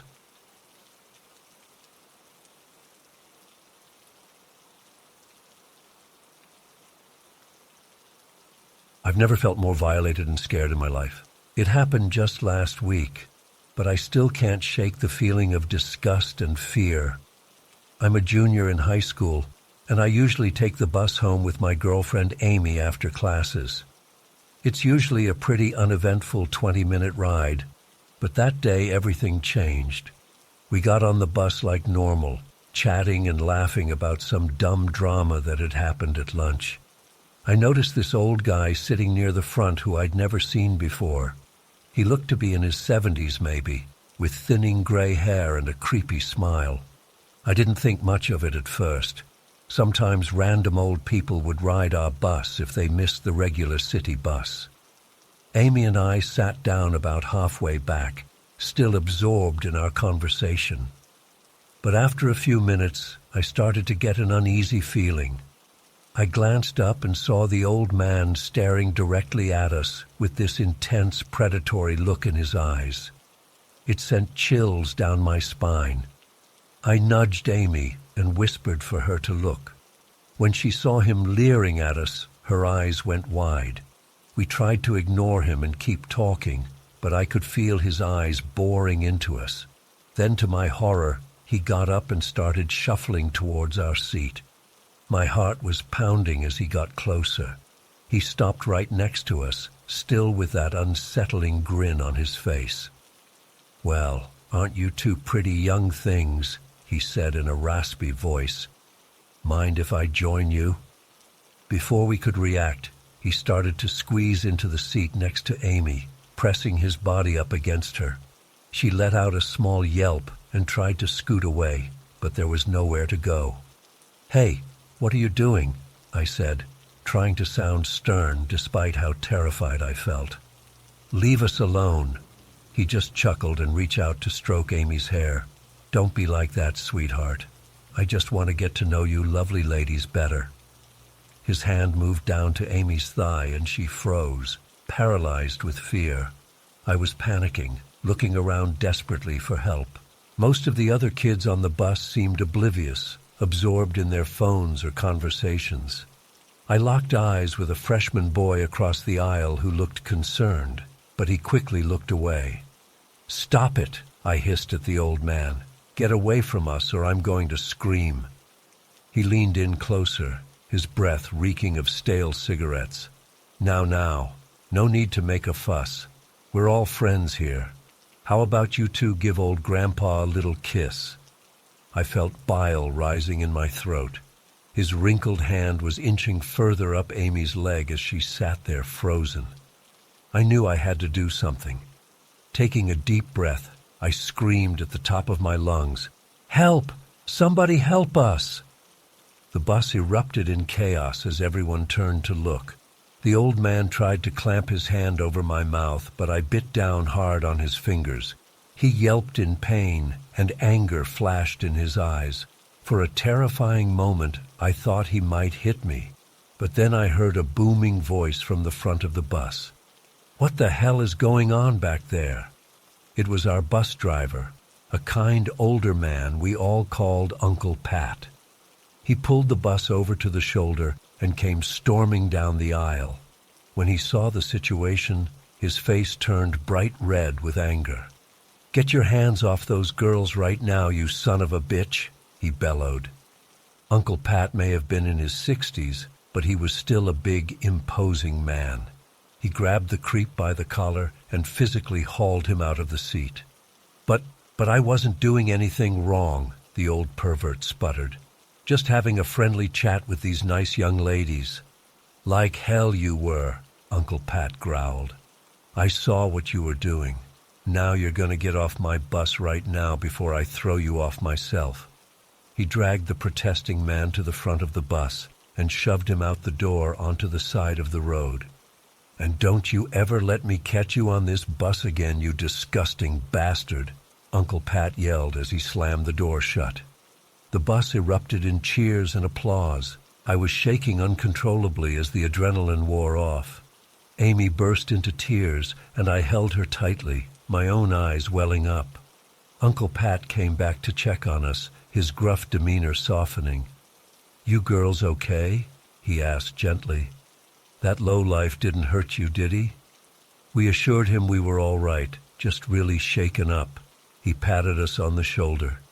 "You did good standing up to him and yelling for help. I'm just sorry I didn't notice sooner what was happening." Uncle Pat made an announcement to the whole bus about what had occurred and reminded everyone to speak up if they ever saw anything like that happening. When we got to our stop, he gave us both a grandfatherly hug before we got off. "You two take care now, and don't you worry. That scumbag won't be bothering anyone on my bus ever again. Amy and I walked home holding hands, still trembling slightly. We didn't talk much, both lost in our own thoughts about what had happened. That night I barely slept, plagued by nightmares of gnarled hands grabbing at me. The next day at school, word had spread about the incident on the bus. A lot of kids came up to ask if we were okay or to say how messed up it was. The principal even called us into her office to check on us and let us know the police had been notified about the man. It's been a week now, and I'm still struggling to process it all. I keep replaying those horrible moments in my mind, wondering if I should have done something differently. Part of me feels guilty for not fighting back harder or protecting Amy better, but mostly I just feel angry. Angry that there are creeps like that out there who think they can prey on young girls. I'm so grateful for Uncle Pat and how he handled it. If he hadn't intervened, who knows what might have happened. Amy and I have been extra clingy with each other lately, both still shaken up. But we're trying to move forward and not let that pervert's actions control our lives. I guess the silver lining is that it's made me more aware of looking out for others. Now, when I'm on the bus or out in public, I try to be more observant of what's going on around me. If I ever see someone in a situation like that, I won't hesitate to speak up and get help. To any other girls who've been through something similar, you're not alone. It wasn't your fault, and you have nothing to be ashamed of. Don't be afraid to reach out for support if you need it. And to everyone else, please, if you see something sketchy happening, say something. You could make all the difference for someone in a scary situation. I know it's going to take time to fully heal from this experience, but I'm trying to focus on the positive, on the kindness of people like Uncle Pat, and on how Amy and I are there for each other. We won't let one twisted old man's actions define us or hold us back. We're survivors, and we're stronger together.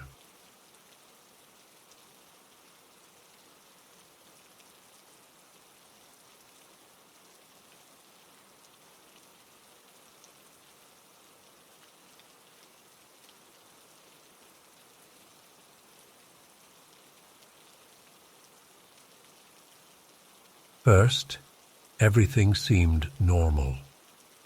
The only sounds were my footfalls on the pavement and my steady breathing as I settled into my pace. But as darkness fell and I reached the furthest point of my route, an uneasy feeling began to creep over me. The shadows between the trees seemed to deepen, and the wind rustling through the leaves sounded almost like whispers. I tried to shake off the feeling, telling myself I was just being silly. But then I saw something that made my blood run cold. As I rounded a bend in the road, I caught a glimpse of a figure standing motionless among the trees about 50 yards ahead. Even in the dim light, I could tell it wasn't just a tree or bush. It was distinctly human-shaped. My pace faltered as I squinted ahead, trying to make out more details. But in the growing darkness, all I could see was a tall, unnaturally thin silhouette. It didn't move at all as I drew closer, which only added to my unease. Who would just stand there in the woods at night? Part of me wanted to turn and run back the way I'd come, but I told myself I was being ridiculous. It was probably just a local farmer or something. So I kept running, though my heart was pounding far harder than it should have been from the exercise alone. As I got within about 20 yards of the figure, I called out a hesitant greeting. "Hello there, everything all right?" My voice sounded small and scared in the stillness. There was no response. The figure remained perfectly still. I was close enough now to see that it appeared to be wearing some kind of long, dark coat or robe, but I still couldn't make out any features. Thoroughly unnerved, I decided to veer to the far side of the road as I passed by. But just as I came level with it, the figure's head snapped towards me with a sharp, unnatural movement. I caught a glimpse of a pale, gaunt face and eyes that seemed to glow faintly in the darkness. I let out a strangled yelp of fear and picked up my pace, no longer caring if I seemed silly. Every instinct was screaming at me to get away from whatever that thing was. I ran faster than I ever had before, my feet pounding the pavement as I raced towards home. After a minute or two of frantic running, I chanced to look back over my shoulder. My heart nearly stopped when I saw the figure emerge from the tree line onto the road behind me. It was following me, moving with an unnaturally smooth gait that was somehow even more terrifying than if it had been running. "Help me!" The cry split the night, causing me to stumble in shock. It was a woman's voice, high and desperate. "Please, help me." I hesitated for a split second, my instinct to help warring with my fear. But then I heard the sound of rapid footsteps approaching from behind, and panic won out. I ran harder than ever, my lungs burning as I gasped for air. The cries for help continued, growing closer no matter how fast I ran. "Please, don't leave me. Help me." The voice became more frantic, almost angry. I risked another glance back and saw the figure was much closer now, moving far faster than should have been possible. In the moonlight, I caught a glimpse of long, tangled hair streaming behind it, and arms that seemed too long for its body. Ahead, I could see the first houses of my village. I was so close to safety. But the footsteps behind me were getting louder, and I could hear ragged breathing just yards away. The cries for help had become wordless shrieks that made the hair on the back of my neck stand up. With a final burst of desperate energy, I sprinted the last 100 yards to the village limits. As soon as I passed the first house, the shrieks cut off abruptly. I ran a few more steps before the silence registered, and I spun around, chest heaving, as I tried to catch my breath. The road behind me was empty. There was no sign of my pursuer, no movement in the shadows, just the quiet Irish countryside, looking perfectly normal and peaceful in the moonlight. If it wasn't for my racing heart and trembling limbs, I could almost have believed I'd imagined the whole thing. I staggered home on shaky legs, jumping at every little sound. I didn't sleep at all that night, lying awake and replaying the terrifying encounter over and over in my mind. In the light of day, I almost managed to convince myself it had all been some kind of hallucination brought on by exhaustion. But when I worked up the courage to retrace my running route a few days later, I found something that chilled me to my core. In the soft earth by the side of the road, right where I'd first seen the figure, there was a single footprint. It was far larger than any human foot, with long, claw-like toes. I've never run that road again, and I don't go out alone after dark anymore. To this day, I have no explanation for what I encountered that night, but sometimes, when the wind blows just right, I swear I can still hear that desperate cry for help echoing in the distance. And I thank my lucky stars that I didn't stop to answer it.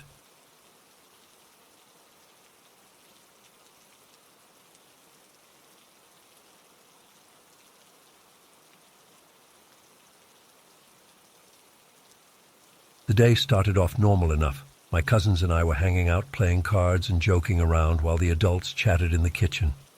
But as the afternoon wore on, I started to get an uneasy feeling. Something just felt off. I couldn't quite put my finger on it, but the hairs on the back of my neck were standing up. I tried to shake it off, telling myself I was being silly. But then I noticed my cousin Jake kept glancing nervously out the window towards the old barn. When I asked him what was wrong, he hesitated before whispering, "I think I saw someone moving around in there earlier." My heart started pounding. The barn had been empty for years, no animals, just old rusty farm equipment and dust. "Are you sure?" I asked. Jake nodded grimly. Against my better judgment, I decided we should go check it out. Looking back, I wish I had just told the adults, but at the time, I didn't want to cause a fuss if it turned out to be nothing. So Jake and I snuck out of the house, motioning for our other cousins to follow. As we approached the weathered red barn, an overwhelming sense of dread washed over me. The door was slightly ajar, creaking in the breeze. Jake and I exchanged a frightened look before slowly pushing it open. The musty smell of old hay hit us immediately as we peered into the dim interior. Shafts of late afternoon sunlight filtered through gaps in the walls, illuminating swirling dust motes. At first glance, everything seemed normal. But then I heard it, a faint shuffling sound coming from the hayloft above. My blood ran cold. Someone was definitely up there. "Hello?" I called out, my voice shaking. "Is anyone there?" Silence. Then more shuffling. Squinting up into the shadows, I could just make out a figure crouched in the corner of the loft. As my eyes adjusted, I realized with dawning horror that I recognized the ragged, unkempt man staring back at us. It was my Uncle Ron. Now, you have to understand, Uncle Ron had been banished from our family years ago. I was too young to know all the details, but I knew it involved some kind of violent outburst at a previous reunion. He'd been strictly forbidden from ever contacting us again. Yet here he was, wild-eyed and filthy, clearly having been living in our barn for who knows how long. How had none of us noticed? For a moment, we all just froze, us kids huddled together in shock, Ron glaring down at us. Then he let out an animalistic growl and lunged towards the ladder. Panic exploded through me. "Run!" I screamed, shoving my younger cousins towards the door. We burst out of the barn, sprinting across the field towards the house. I could hear Ron's heavy footsteps pounding behind us. My lungs were burning as I ran faster than I ever had in my life.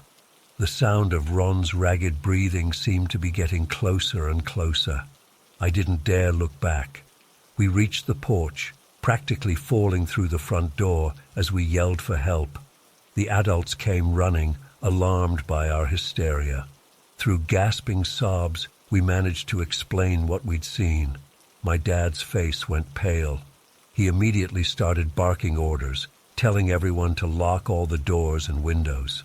My uncle grabbed his hunting rifle from the gun safe. Someone called 911. What followed was the most terrifying hour of my life. We huddled in the living room, jumping at every little sound. Had Ron made it inside before we locked up? Was he lurking somewhere in the house? The local cops were on their way, but the farm was pretty isolated. It would take them a while to get there. At one point, we heard the sound of shattering glass from upstairs. My mom stifled a scream. My uncle crept towards the stairs, rifle at the ready. The tension was unbearable. But when the police finally arrived, they searched the entire property and found no sign of Ron. He had vanished into thin air. We all breathed a collective sigh of relief, thinking the ordeal was over. We were wrong. As night fell, the power suddenly went out. In the pitch blackness, we heard the unmistakable sound of the back door creaking open. What happened next is a blur of chaos and terror. Screaming, running, the beam of flashlights cutting through the darkness. I remember being shoved into a closet by my aunt, told to stay quiet no matter what I heard.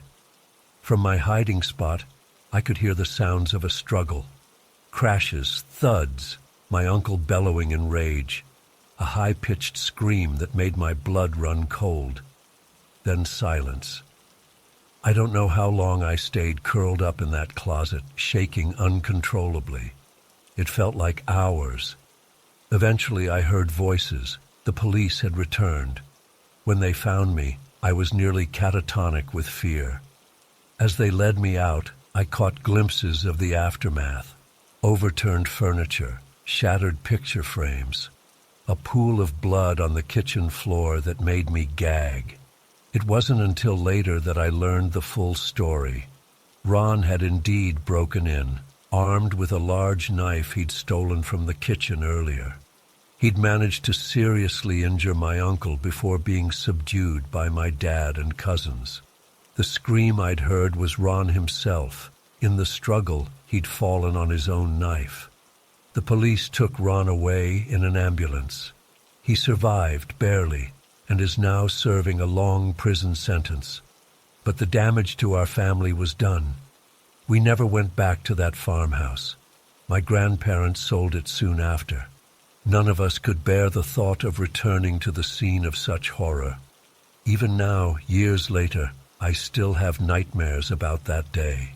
The wild look in Ron's eyes as he chased us across that field. The paralyzingly fear of being trapped in that dark closet, not knowing if I'd live or die. I don't know why Ron did what he did. Mental illness, drugs, pure hatred for the family that cast him out. We'll probably never know the full truth. All I know is that a simple family reunion turned into a waking nightmare, one that will haunt me for the rest of my life. I can't help but wonder, what if we hadn't gone to check out the barn that day? How long would Ron have stayed hidden there, watching us, waiting? The thought makes my skin crawl. I guess the moral of the story is to trust your instincts. If something feels off, it probably is. And never assume you're safe, even in a place that's supposed to be home.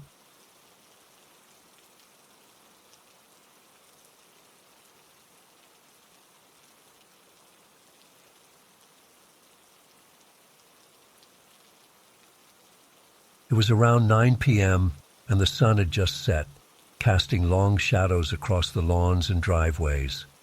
There were about 8 of us playing: me, my best friend Emma, her boyfriend Jake, my crush Michael, and a few other kids from the neighborhood. We had spread out across a few blocks, ducking behind cars and trees, trying to avoid getting caught. I was crouched behind a thick hedge in old Mr. Johnson's front yard, my heart racing with excitement as I heard footsteps approaching. The streetlights cast an eerie glow, making every shadow seem alive.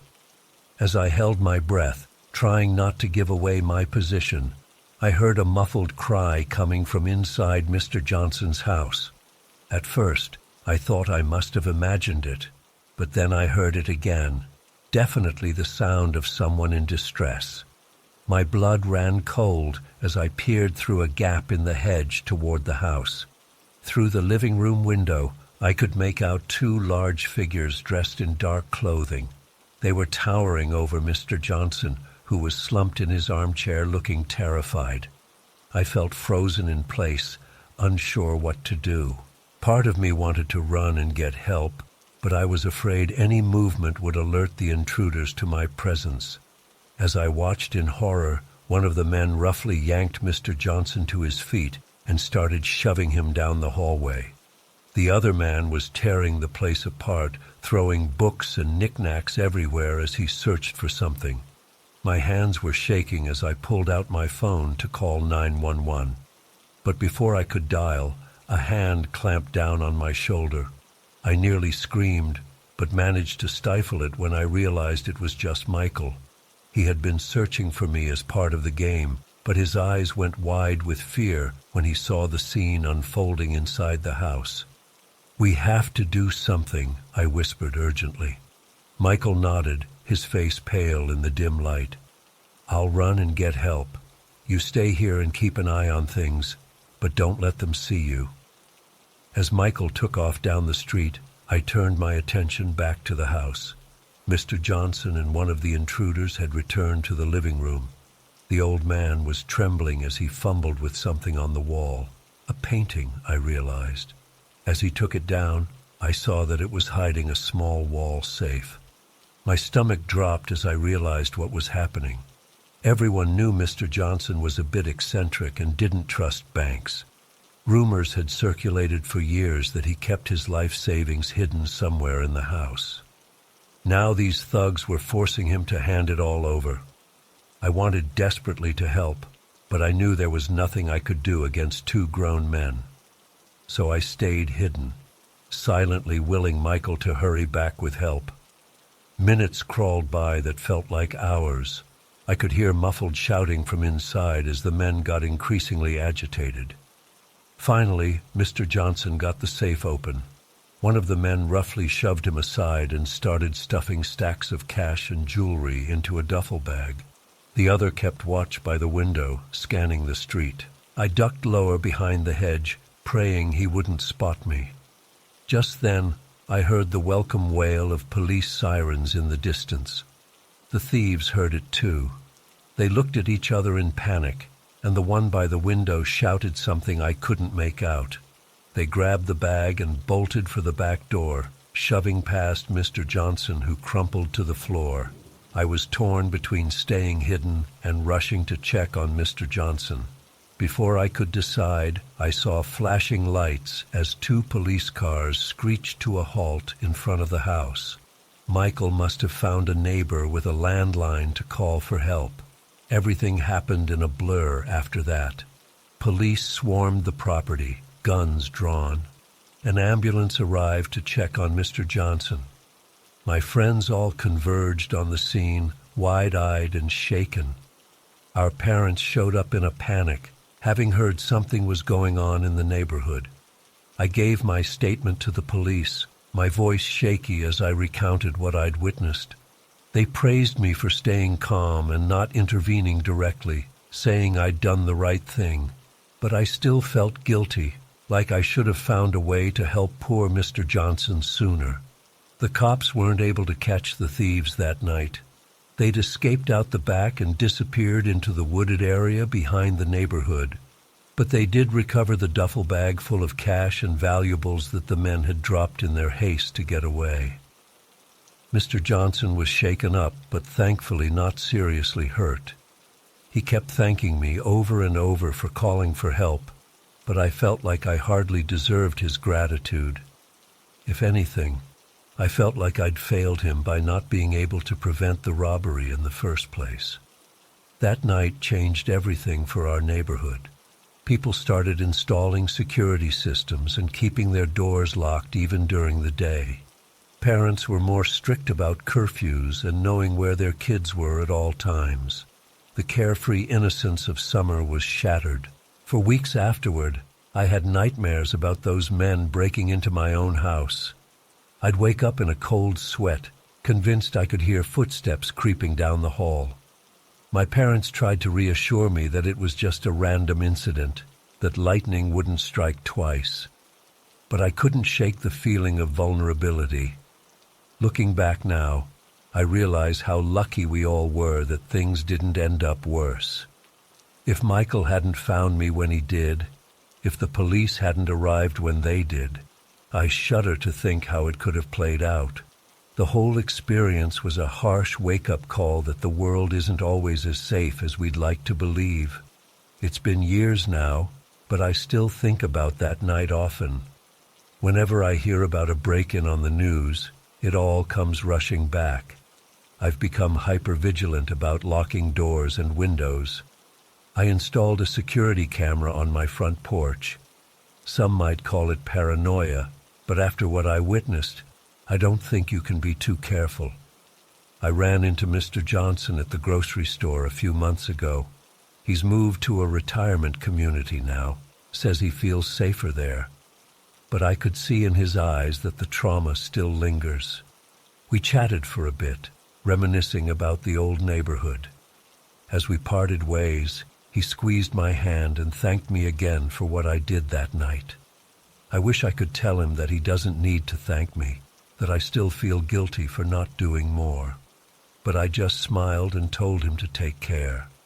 As I watched his hunched figure shuffle away, I was struck by how fragile life can be, how quickly everything can change. That night may have only lasted a few terrifying hours, but its impact will stay with me forever. Sometimes I wonder what became of those two men who broke in. Did they go on to terrorize other neighborhoods? Did they ever face justice for what they did? Or are they still out there somewhere, waiting for their next opportunity? It's chilling to think about. I try not to dwell on it too much. I've mostly moved on with my life, college, career, relationships. But there's always a part of me that remains on high alert, scanning for potential threats. I'm not sure if that's a good thing or not. Maybe it's made me overly cautious, but it's also probably kept me safe. If there's one thing I learned from that night, it's that you can never be too prepared. I keep an emergency kit packed and ready to go. I have escape routes planned for every room in my house. Some might call it overkill, but it helps me sleep at night. I hope nobody else ever has to go through what Mr. Johnson and I experienced. But if they do, I hope they'll remember my story and know that sometimes the best thing you can do is stay calm and get help. You don't have to be a hero to make a difference. Sometimes just being a witness is enough. As for me, I'll never look at a game of manhunt the same way again.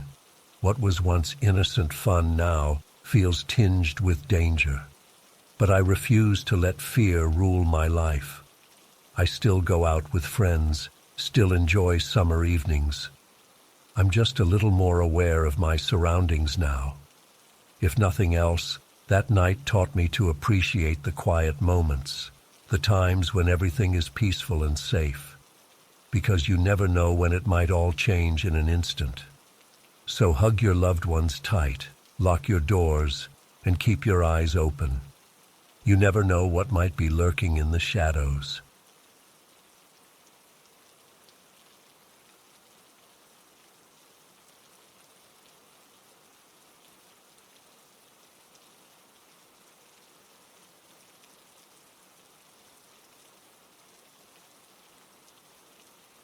There were 5 of us, me, Jake, Tyler, Ethan, and Matt. We were all 15 or 16 at the time, that awkward age where you think you're invincible, but you're still just a kid. We'd ridden our bikes to the local park to shoot some hoops and kill time like we usually did. The park was pretty quiet that day. Just a few younger kids on the playground with their parents, and an old couple walking their dog. We claimed one of the basketball courts and started goofing around, taking ridiculous trick shots and trash-talking each other. I remember noticing a gray sedan pull into the parking lot at one point. Didn't think much of it at first. People were always coming and going. But after a while, I realized the car was just sitting there, engine running, and I could see someone inside, watching us. It gave me a weird feeling, but I tried to shrug it off. Probably just some parent waiting to pick up their kid or something, right? But as we kept playing, I kept finding my eyes drawn back to that car. The driver never got out, never did anything, just sat there, staring. Eventually, Jake noticed too. He elbowed me and nodded towards the car. "Hey, you see that guy? Been there a while." I nodded. "Yeah, I saw. Kinda creepy." Jake shrugged, trying to act nonchalant. Probably nothing. Let's just keep playing." But the carefree mood was gone. We all kept glancing at the car, our game half-hearted now. After a few more minutes, Tyler suggested we call it quits and head home. We all quickly agreed. As we were grabbing our stuff, I saw the car door open. A man got out, tall, probably in his 40s, wearing jeans and a polo shirt. He looked normal enough, but something about him just felt off. He started walking towards us with this big fake smile. "Hey boys," he called out. "Having fun? You guys look like you know your way around a basketball court." We all froze, exchanging uneasy glances. None of us knew how to respond. The man kept talking as he got closer. "I couldn't help but notice you all playing. I coach a youth league team, always looking for new talent. Any of you interested in joining?" Tyler, always the most outgoing of us, spoke up. Thanks, mister. but we're not really looking to join any teams right now." The man's smile never wavered, but his eyes got this intense look. "Oh, come on, don't be shy. I've got some great drills we could run through. Why don't you boys come over to my car and I'll show you some videos of our games?" Alarm bells were going off in my head now. This was wrong, all wrong. I grabbed my backpack, ready to bolt. "No thanks," I said firmly. "We need to get home." The man's smile finally slipped. He took a step closer, voice dropping. "Now don't be rude, boys. I'm offering you a great opportunity here. Why don't you just come take a look?" That's when Matt, always the impulsive one, yelled, "Fuck off, creep," and took off running. For a split second, we all just stood there shocked. Then the man lunged forward, trying to grab Ethan, who was closest to him. Ethan yelped and dodged away. "Run!" Jake shouted, and we all scattered. I sprinted for my bike, heart pounding. Behind me I could hear pounding footsteps and shouting. I risked a glance back and saw the man chasing after Matt, who had run towards a narrow alley between two buildings. Panic gripped me. Matt was fast, but that alley was a dead end. He'd be trapped. I skidded to a stop, conflicted. Every instinct screamed at me to keep running, to save myself. But I couldn't just abandon my friend. "Hey!" I yelled as loud as I could. "Leave him alone." The man hesitated, looking back at me. Matt used the distraction to put on an extra burst of speed, ducking around the corner into the alley. Now the man's attention was fully on me. He started jogging in my direction, that creepy smile back on his face. Now, he called. "No need to be difficult. I just want to talk." I backed away, frantically looking around for help. The park had emptied out. No one was around. My friends were nowhere in sight. I was on my own. The man was getting closer. I turned to run, but my shoe caught on a crack in the pavement, and I stumbled, nearly falling. By the time I regained my balance, he was almost on me. Desperate, I grabbed my backpack off my shoulder and swung it at him as hard as I could. It connected with his face with a satisfying thud. He grunted in pain and surprise, stumbling back. I didn't wait to see if he'd recover. I ran faster than I'd ever run in my life, not daring to look back. I could hear him shouting behind me, but I just ran and ran until my lungs were burning. I finally slowed when I reached the edge of the park, gasping for air. To my immense relief, I saw my friends gathered there, all looking shaken but unharmed. "Dude, are you okay?" Jake asked as I jogged up. "We thought that guy had you." I nodded, still trying to catch my breath. "I'm fine. What about Matt? Did he get away?" "I'm here," Matt said quietly. He looked pale and shaken. That alley, it wasn't a dead end. There was a gap between the buildings I squeezed through. Guy was too big to follow. We all let out sighs of relief. We were safe. We'd gotten away. But the terror of those moments still clung to us. "We need to tell someone," Ethan said. "Call the cops or something." We all nodded in agreement. But just then, we heard the roar of an engine. That gray sedan came tearing out of the parking lot, fishtailing as it took the corner way too fast. For a horrible moment, I thought he was going to come after us. But the car sped off down the street, quickly disappearing from view.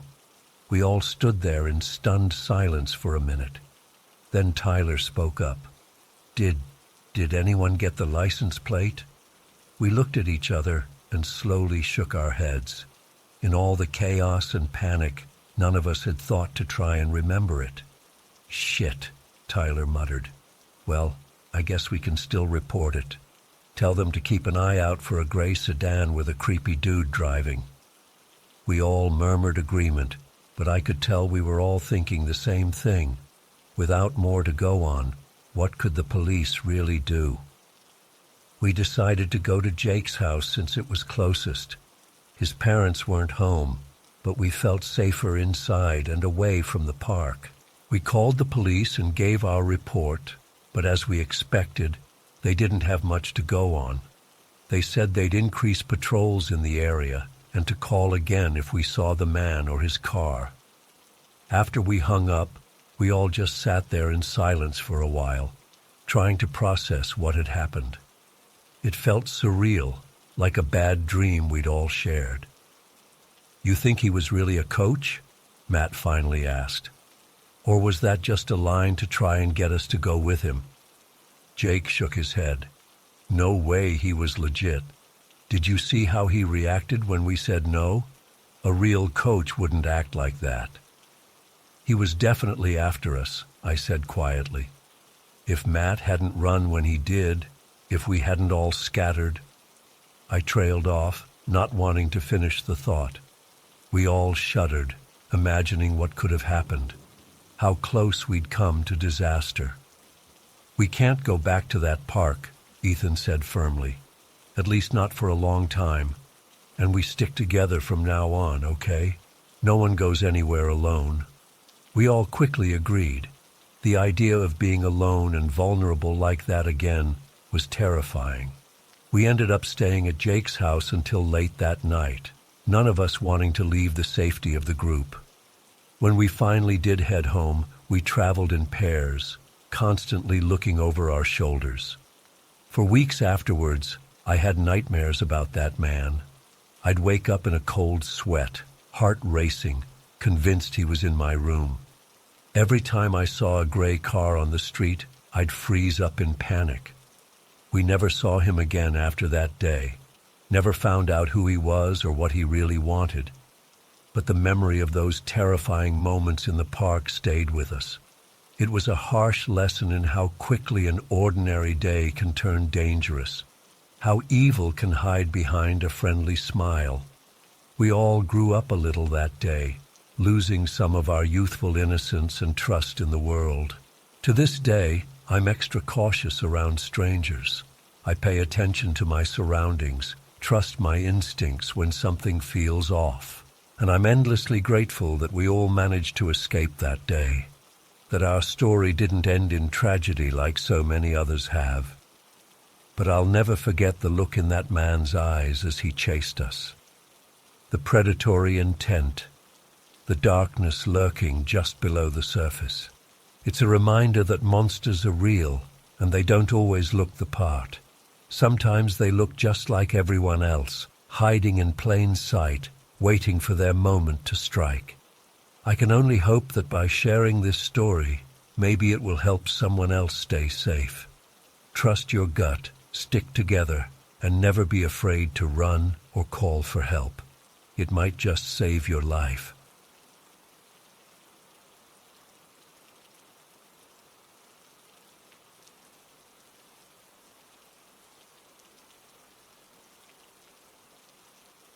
It was a Friday evening in late October. The air was crisp, and the trees were shedding their leaves. Mr. and Mrs. Johnson had gone out for their anniversary dinner, leaving me to watch 6-year-old Emma and 4-year-old Liam. We had our usual routine, pizza for dinner, then some games and TV before bedtime. Everything was normal at first. The kids were in their pajamas, and we were watching cartoons in the living room. Emma was curled up next to me on the couch while Liam played with his toys on the floor. The house was cozy and warm, a stark contrast to the chilly autumn night outside. Around 8:30, I sent the kids upstairs to brush their teeth. As they clambered up the stairs, I started tidying up the living room. That's when I first noticed something odd.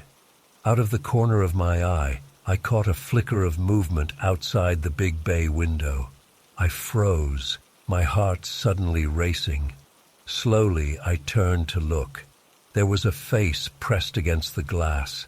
I nearly screamed, but somehow managed to stifle it. The face belonged to a woman, pale, with stringy dark hair and wide, unblinking eyes. She was just staring right at me. I felt my blood run cold. For a moment, we just looked at each other. I was paralyzed with fear. Then, ever so slowly, her lips curled into a smile. It wasn't a friendly smile. It was hungry, predatory. My stomach lurched. Suddenly, she raised her hand and began tapping on the glass. Tap, tap, tap. Each sound made me flinch. I wanted to run, to grab the kids and get out of there. But I couldn't move. I was rooted to the spot, trapped in this nightmarish staring contest. The tapping got louder, more insistent. Tap, tap, tap. Her smile widened, showing teeth. They looked wrong somehow. Too sharp, too many. I don't know how long we stood there like that. It felt like hours, but it was probably only a minute or two. Then, mercifully, I heard Emma call from upstairs. "We're done brushing our teeth." Her voice snapped me out of my trance. I tore my eyes away from the window and shouted back, trying to keep my voice steady. "Okay, I'll be right up." When I looked back, the woman was gone. My legs were shaking as I climbed the stairs. I tried to convince myself I had imagined it, that it was just a trick of the light or my mind playing tricks on me. But deep down, I knew what I had seen was real. I tucked the kids into bed, my nerves on edge the whole time. Every creak of the old house made me jump. I kept glancing over my shoulder, half expecting to see that woman's face leering at me from the darkness. After the kids were asleep, I went back downstairs. I double-checked all the locks on the doors and windows, then settled onto the couch with my phone clutched tightly in my hand, ready to call 911 at a moment's notice. For a while, everything was quiet. Too quiet. The silence felt oppressive, like it was pressing in on me from all sides. I kept replaying what I had seen in my mind, that face, that smile, those eyes. I shuddered. Around 10:30 I heard a noise from the kitchen. It was faint, just a soft scraping sound. But in the silent house, it might as well have been a gunshot. My heart started pounding again. Slowly, cautiously, I got up from the couch. I grabbed a heavy candlestick from the mantel, holding it like a weapon. Step by step, I crept towards the kitchen, straining my ears for any more sounds. As I reached the kitchen doorway, I heard it again. Scrape, scrape. It was coming from the window above the sink. With trembling hands, I flicked on the light switch. There she was. The woman from before was at the window, using some kind of tool to try and pry it open. When the lights came on, she looked up at me. Our eyes met, and I felt a chill go through my entire body. Up close, I could see more details of her face. Her skin was waxy and pale, almost gray. Dark circles surrounded her eyes, which were an unnatural shade of yellow. And her mouth. God, her mouth. It was too wide, stretching almost from ear to ear. And those teeth I had glimpsed earlier, they were definitely not normal human teeth. For a moment, we just stared at each other again. Then she spoke. Her voice was raspy and cold, like wind whistling through dead leaves. "Let me in, little one. I'm so hungry." I screamed then. I couldn't help it. The candlestick slipped from my grasp and clattered to the floor. I stumbled backward, nearly falling in my haste to get away. The woman began pounding on the window, her fists making dull thuds against the glass. "Let me in!" she shrieked. "Let me in!" I ran. I sprinted up the stairs, taking them two at a time. I burst into Emma's room, scooped her up in my arms, then did the same with Liam. They were confused and scared, asking what was happening. I didn't answer. I just ran. We made it to Mr. and Mrs. Johnson's bedroom. I slammed the door shut, locked it, then shoved a heavy dresser in front of it for good measure. Only then did I let myself breathe. The kids were crying now, clinging to me. I hugged them close, trying to comfort them, even as my own heart threatened to beat out of my chest. I could hear noises from downstairs, crashes and bangs, like someone was ransacking the place. With shaking hands, I pulled out my phone and dialed 911. I spoke in a whisper, terrified that the woman might hear me. The dispatcher assured me that help was on the way, but it felt like an eternity as we huddled there in the dark, listening to the sounds of destruction below. Suddenly, everything went quiet. The silence was almost worse than the noise had been. We waited, hardly daring to breathe. Then we heard footsteps on the stairs, slow, deliberate, coming closer.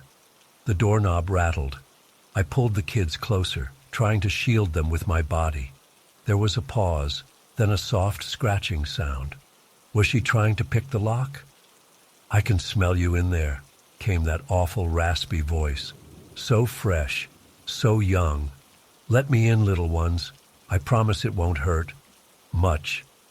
I thought I was going to pass out from fear. The scratching continued, more frantic now. The door shuddered as she threw her weight against it. The dresser scraped across the floor, but thankfully held. Just when I thought the door would give way, we heard new sounds from outside. Sirens, car doors slamming, voices shouting. The woman let out an inhuman shriek of frustration. There was a crash, like breaking glass. Then, nothing. When the police finally reached us and moved the dresser, I was sure we'd find the woman waiting on the other side. But the hallway was empty. They searched the entire house and found no trace of her, save for the shattered kitchen window. The Johnsons came home to find their house crawling with cops. They were shocked, of course, but incredibly grateful that the kids and I were okay. The police took my statement, but I could tell they didn't fully believe me. How could they? It sounded insane, even to my own ears. In the days that followed, I kept expecting to see that woman again. Every shadow, every reflection made me jump, but she never reappeared. It was like she had vanished into thin air. I quit babysitting after that. I couldn't bring myself to stay in another house at night. Even now, years later, I still have nightmares about that face at the window. Sometimes, when the wind blows just right, I swear I can hear that raspy voice whispering, "Let me in." I don't know who or what that woman was. I don't know what would have happened if she had gotten inside. And honestly, I don't want to know. All I know is that something evil came to that house that night. And sometimes, in my darkest moments, I fear it's still out there somewhere, waiting, watching, hungry.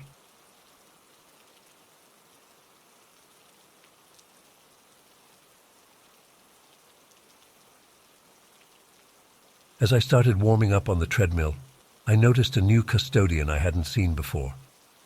He was a middle-aged man, probably in his 50s, with thinning gray hair and a slight hunch to his posture. At first, I didn't pay him much attention, just another employee going about their job. But as my workout progressed, I started to get an uneasy feeling. Every time I glanced up, the custodian seemed to be nearby, always facing in my direction as he slowly pushed his mop across the floor. I tried to shake off the paranoia, telling myself I was just being overly sensitive. After about 30 minutes on the treadmill, I moved over to the weight machines. As I was adjusting the seat on the leg press, I saw the custodian approaching out of the corner of my eye.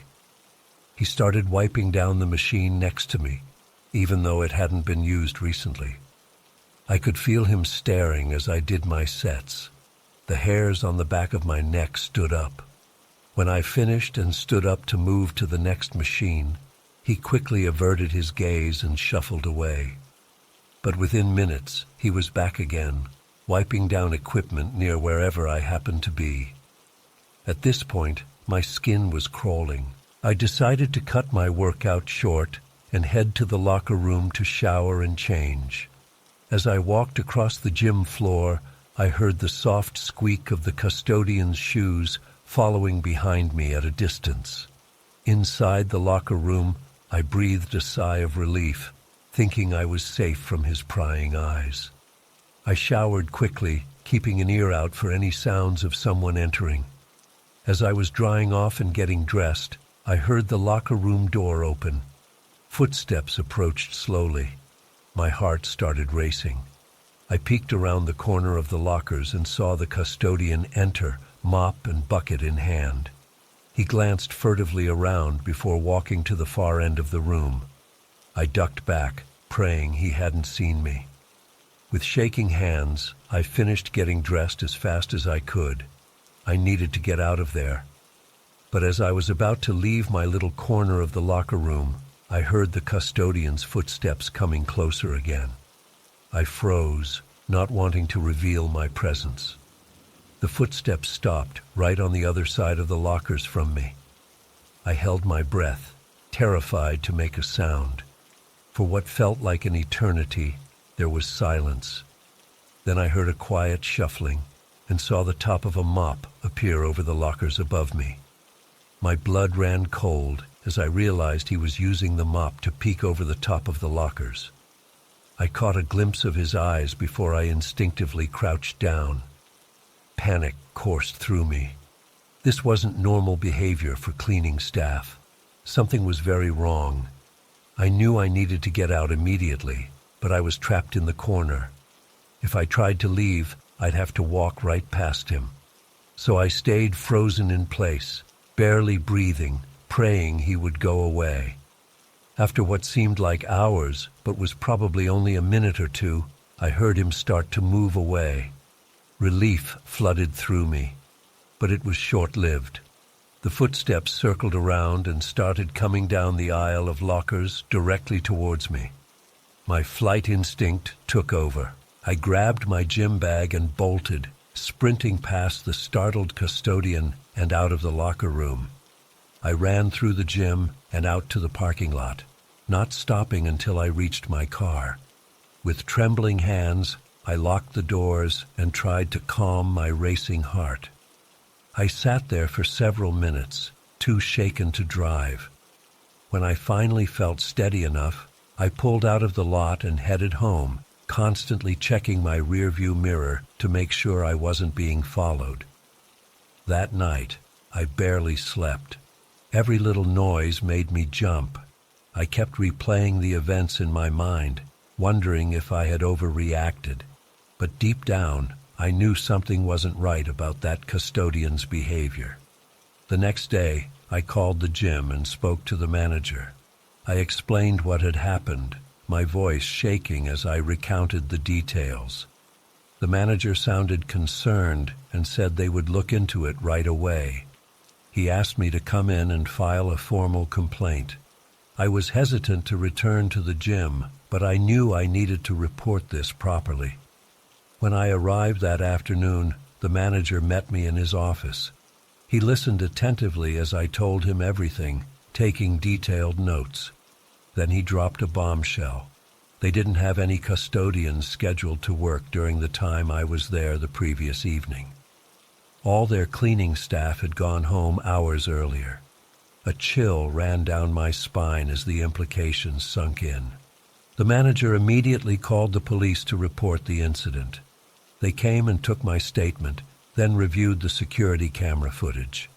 Sure enough, they saw the man I described entering the gym shortly after I arrived. He was wearing a uniform similar to the real custodial staff, but he wasn't an employee.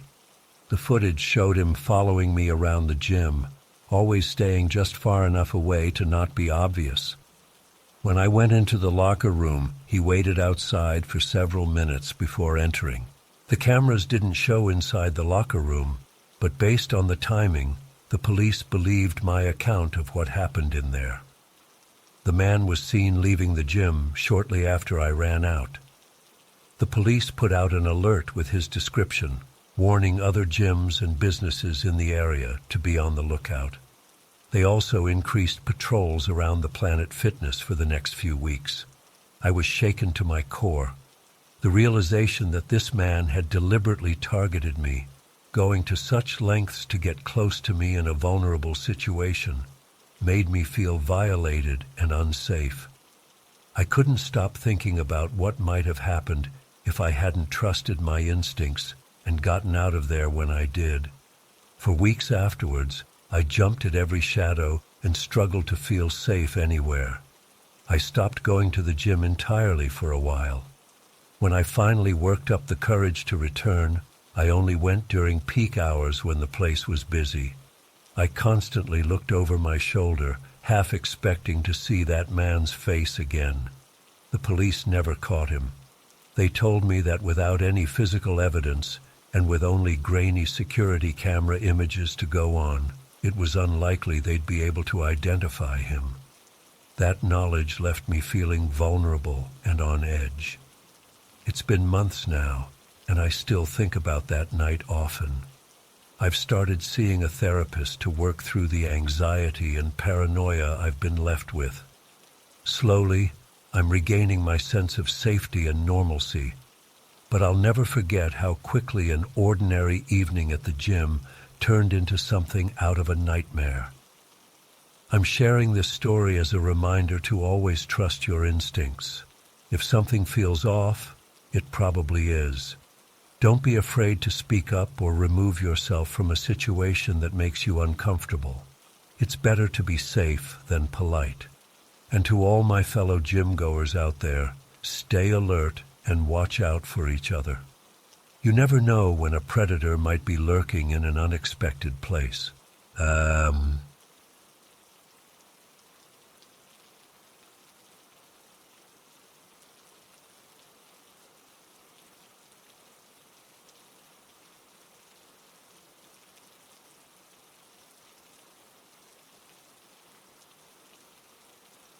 It was a warm Friday evening in late September. Me and 4 of my friends, Jake, Lizzie, Mike, and Tara, were bored out of our minds and looking for some excitement.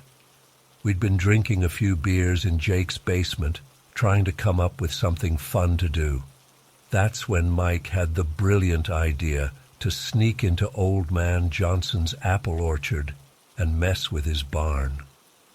Old Man Johnson was this grumpy guy who owned a big apple orchard on the outskirts of town. He had a reputation for being mean and chasing kids off his property. We'd all heard stories about him threatening trespassers with his shotgun, but in our buzzed state, it sounded like an exciting adventure. "Come on, it'll be hilarious," Mike insisted. "We can TP the barn and maybe steal some apples. The old man won't even know we were there." I had a bad feeling about it, but I didn't want to seem like a wuss in front of my friends, so I reluctantly agreed to go along with their dumb plan. We piled into Jake's beat-up Jeep and drove out to the orchard around 11 p.m. The place was pitch black and eerily quiet as we crept through the rows of apple trees. I could feel my heart pounding as we approached the big red barn looming in the darkness. Mike produced some toilet paper rolls from his backpack, and we started throwing them over the barn, giggling like idiots. Jake and Lizzie spray-painted some crude drawings on the barn door. The vandalism made me feel sick to my stomach, but I was too scared to speak up and stop them. That's when things went horribly wrong. We heard the sound of a door slamming and saw a beam of light cutting through the darkness. Old Man Johnson had woken up and was coming to investigate. "Oh shit, run!" Jake yelled. We all took off, sprinting through the orchard in different directions. I could hear Johnson shouting and his heavy footsteps behind us. Then came the sound that made my blood run cold. Bang! A gunshot rang out, followed by another. Holy fuck, the crazy old man was actually shooting at us. I ran faster than I'd ever run in my life, branches whipping my face as I tore through the trees. I had no idea where I was going. I just knew I had to get away. My lungs were burning and my legs felt like jelly. Another shot rang out, closer this time. I heard Johnson's enraged voice. "Get back here, you little bastards. I'll teach you to destroy my property." Blind terror propelled me forward. I tripped over a root and went sprawling, scraping my hands and knees. I scrambled back to my feet and kept running. I could hear screaming and crying. It sounded like Tara's voice, but I was too scared to stop. All I could think about was escaping. After what felt like an eternity of running, I finally burst out of the orchard onto the road. Jake's Jeep was parked there, and I saw Mike and Lizzie already inside. "Get in! Hurry!" Mike yelled. I dove into the back seat, panting and shaking. "Where's Jake and Tara?" Lizzie cried. "I don't know. Just go!" I shouted. Mike floored it, and we peeled out onto the road. I looked back and saw two figures emerge from the orchard, Jake supporting a limping Tara. Johnson was right behind them, shotgun in hand. "Stop! We have to get them!" I yelled. Mike slammed on the brakes, and Jake practically threw Tara into the Jeep before jumping in himself. We sped off into the night as another gunshot echoed behind us. We drove in terrified silence for several minutes, all of us too shocked to speak. Tara was sobbing quietly, clutching her leg. "Are you okay? Did you get shot?" I asked her, my voice shaking. She shook her head. "I twisted my ankle running, but the gunshot, it was so close, I felt it whiz past my head." "That crazy fucker was actually trying to kill us," Jake said in disbelief. "We need to call the police," Lizzie insisted. "He can't just shoot at people like that." "And tell them what?" Mike snapped. "That we were vandalizing his property when he caught us? We'd all get arrested." We argued back and forth about what to do. In the end, we decided to keep quiet about what happened. We were too scared of getting in trouble ourselves. But that night haunted me for months afterwards. I had horrible nightmares about being chased through dark orchards, gunshots ringing in my ears. Every time I heard a loud noise, I'd jump out of my skin. I never told my parents or anyone else what really happened that night. How could I explain the sheer terror of thinking I was about to die? The guilt of what we'd done ate away at me. We all avoided each other for a while after that night. When school started again, we'd pass in the halls with awkward glances, a silent agreement to never speak of it. Our friend group basically fell apart. I still drive past that orchard sometimes. Every time I see it, my palms get sweaty and my heart races. I can't help but wonder, what if Johnson had been a better shot that night? What if one of us hadn't made it out? It's been years now, but I've never been able to shake the memory of that terrifying night. The sound of those gunshots still echoes in my dreams sometimes. I learned the hard way that stupid teenage pranks can have deadly consequences. I only hope that by sharing this story, I can prevent someone else from making the same mistake we did. That night changed me forever. I grew up real fast after staring death in the face like that. I still can't eat apples without feeling sick to my stomach. And I'll never forget the gut-wrenching fear of running for my life through that dark orchard, certain that each step could be my last. I know we were in the wrong for vandalizing Johnson's property, but the trauma of having a madman shoot at us was far worse than any punishment the law could have given. Sometimes I wonder if Johnson ever felt guilty about what he did, or if he was just a bloodthirsty psycho who enjoyed terrorizing some dumb kids. I've thought about going back to apologize to him, to try and make amends somehow, but the fear is still too strong. What if he recognized me and decided to finish what he started that night? So I just live with the guilt and the fear. I've never told anyone the full story until now. Writing this out has brought back all those horrible memories and emotions. My hands are shaking as I type this. To anyone reading this, please learn from my mistake. Don't do stupid shit on other people's property. It's not worth risking your life over. That night could have ended so much worse than it did. We were lucky to escape with our lives. I still wonder sometimes if Johnson was actually trying to kill us, or just scare us.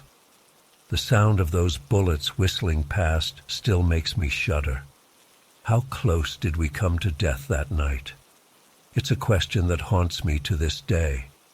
I hope that by sharing this, I can find some closure, and maybe prevent someone else from going through the terror we experienced.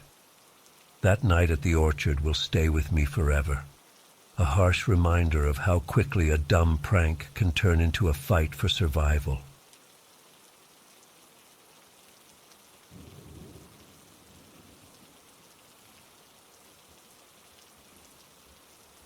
Saturday morning dawned bright and clear.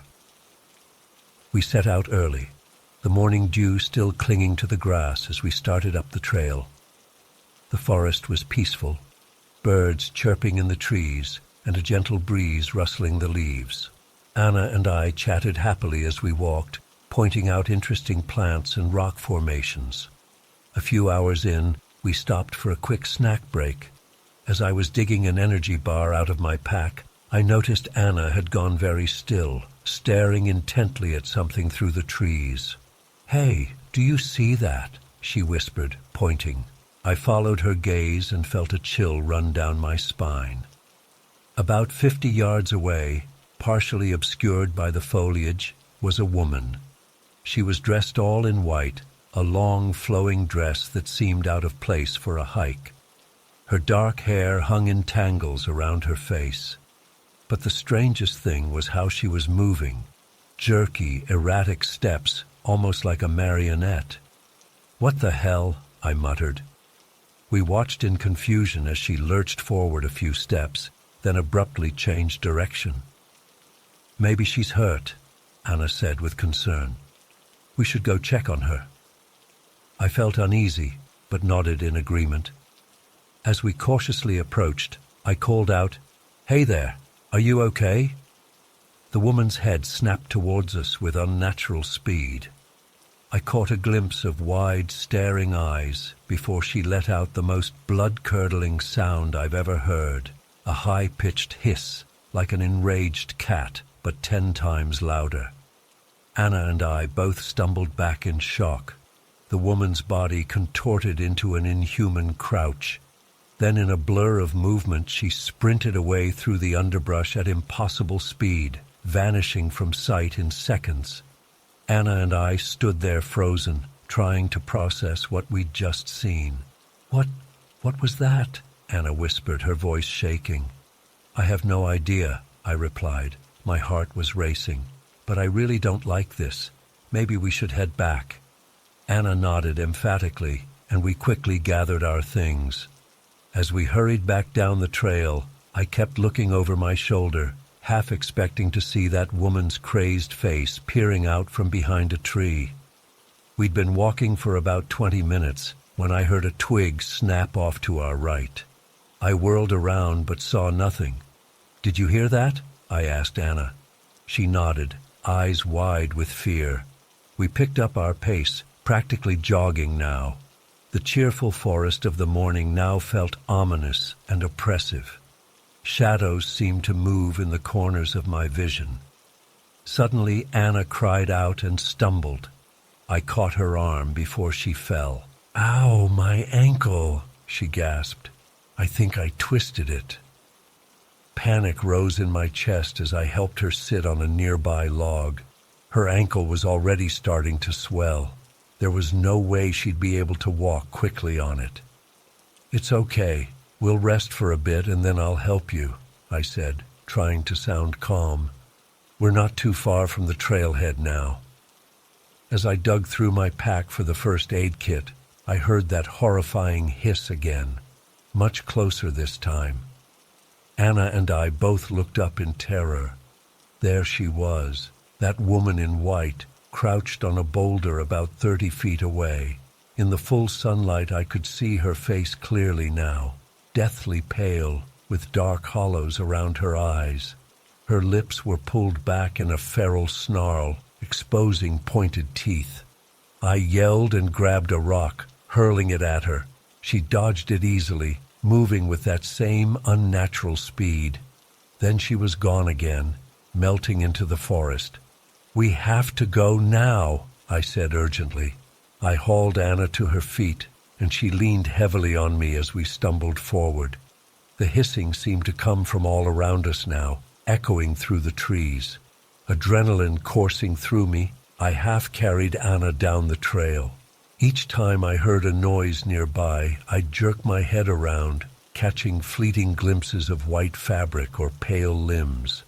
We finally burst out of the tree line into the parking area. I practically threw Anna into the passenger seat and leapt in behind the wheel. As I fumbled with the keys, I looked up and my blood ran cold. The woman stood at the edge of the forest, her tangled hair blowing in the wind. For a long moment, she just stared at us, head tilted at an unnatural angle. Then her jaw unhinged, opening wider than any human mouth should, and that ear-splitting hiss filled the air. I slammed the car into reverse and peeled out of there, tires squealing. In the rearview mirror, I saw her sprint after us with terrifying speed before disappearing into the trees. We drove in tense silence for a long time, both too shaken to speak. Finally, Anna said in a small voice, What was that thing?" I shook my head. "I don't know, but it wasn't human. It's been 2 weeks now, and I still have nightmares about those crazed eyes and pointed teeth."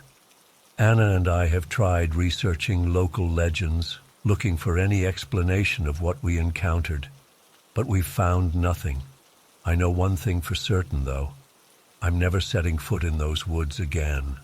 Whatever that woman or creature or thing was, it's still out there, waiting.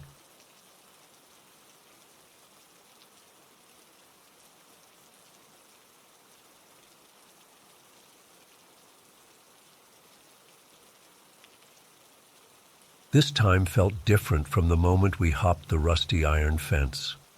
The air was unusually still and heavy, like the whole cemetery was holding its breath. Shadows seemed to move in my peripheral vision. I tried to shake off the creepy feeling, telling myself it was just my imagination running wild in the spooky setting. We spread out among the weathered tombstones to start our game.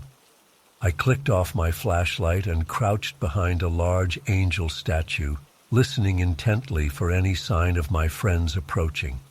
The silence was eerie, no crickets chirping, no rustling leaves, nothing, just dead quiet.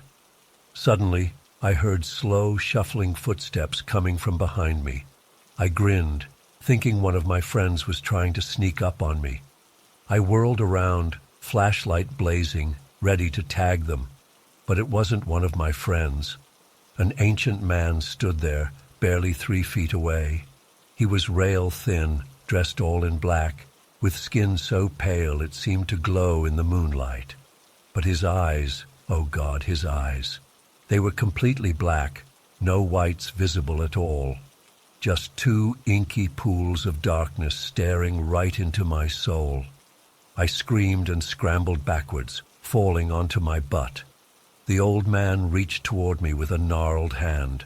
"Help me," he rasped in a voice like dry leaves scraping across pavement. Panic overtook me and I bolted, abandoning my flashlight as I ran blindly through the cemetery. I could hear his shuffling footsteps behind me, along with that awful wheezing voice calling, help me," over and over. I crashed into one of my friends, nearly knocking us both over. "Run!" I yelled, grabbing her arm and dragging her along. We sprinted through the graveyard, dodging headstones and low-hanging tree branches. I could hear the others running and shouting too, as we all converged near the fence. We didn't stop to coordinate or talk.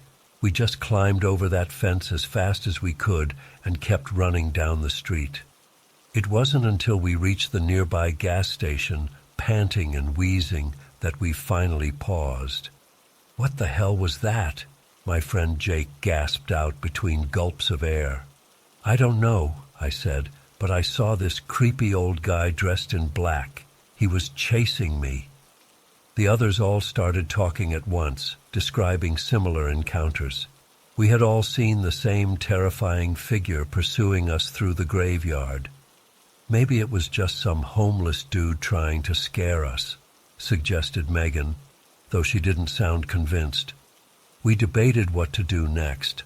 I wanted to just go home and forget the whole thing, but the others insisted we go back for our abandoned flashlights and backpacks. Safety in numbers, Jake said. He can't get all of us at once. Reluctantly, I agreed to go back with them. We approached the cemetery cautiously, phone flashlights out and sweeping across the grounds. Everything looked normal. No sign of the old man anywhere. We split up to quickly grab our stuff, keeping in sight of each other. I spotted my flashlight by the angel statue and jogged over to retrieve it. As I bent down to pick it up, I noticed something odd. There were drag marks in the dry grass, as if something heavy had been pulled away recently. I followed the marks with my eyes, my chest tightening as I realized where they led. Right to an open grave about 20 feet away. The disturbed earth around it was fresh. Before I could process what I was seeing, bony fingers clamped around my ankle. I shrieked as I was yanked off my feet, my chin slamming into the ground. I scrabbled desperately at the grass as I was dragged towards the open grave. My friends came running at the sound of my screams. They grabbed my arms, trying to pull me back. It was like a horrific tug of war, with me as the rope. I could feel the old man's grip tightening, his nails digging into my skin. With a final heave, my friends managed to wrench me free. We ran for the fence again, not looking back. This time we didn't stop running until we reached my house several blocks away. We collapsed in my living room, shaken and terrified. No one spoke for a long time. Finally, Jake broke the silence. What was that thing? I shook my head, fighting back tears. I don't know, but it wasn't human. Did you see its eyes? The others nodded solemnly. We made a pact that night to never speak of what happened. Who would believe us anyway? But I still have nightmares about those soulless black eyes and that rasping voice begging for help. I avoid that cemetery now, even in broad daylight. Sometimes when I drive past, I swear I can see a dark figure standing motionless among the graves watching, waiting. I don't know what that thing in the graveyard was or what it wanted from us. Part of me hopes I never find out. But late at night, when the house is quiet and still, I can't help wondering, what if it comes looking for me again? What if next time my friends aren't there to pull me back from the brink? The terror of that night has never fully left me. I jump at shadows and loud noises. I sleep with the lights on, and I never ever play in cemeteries anymore. Some games aren't worth the risk. I know this all sounds crazy. If I hadn't lived through it myself, I wouldn't believe it either. But I swear every word is true. That night in the cemetery changed me forever. I only hope that by sharing my story, I can warn others to stay away from that place after dark. Whatever is waiting there in the shadows, it isn't finished, and it's still hungry for help.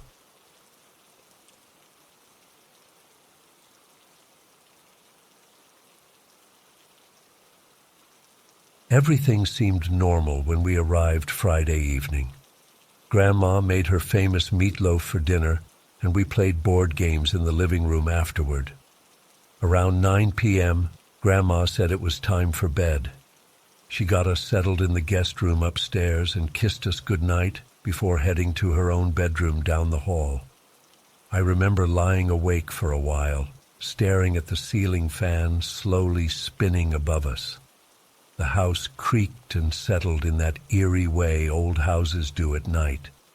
Jake was already snoring softly in the twin bed next to mine. I must have eventually drifted off, because the next thing I knew, I was jolted awake by a loud thump from downstairs.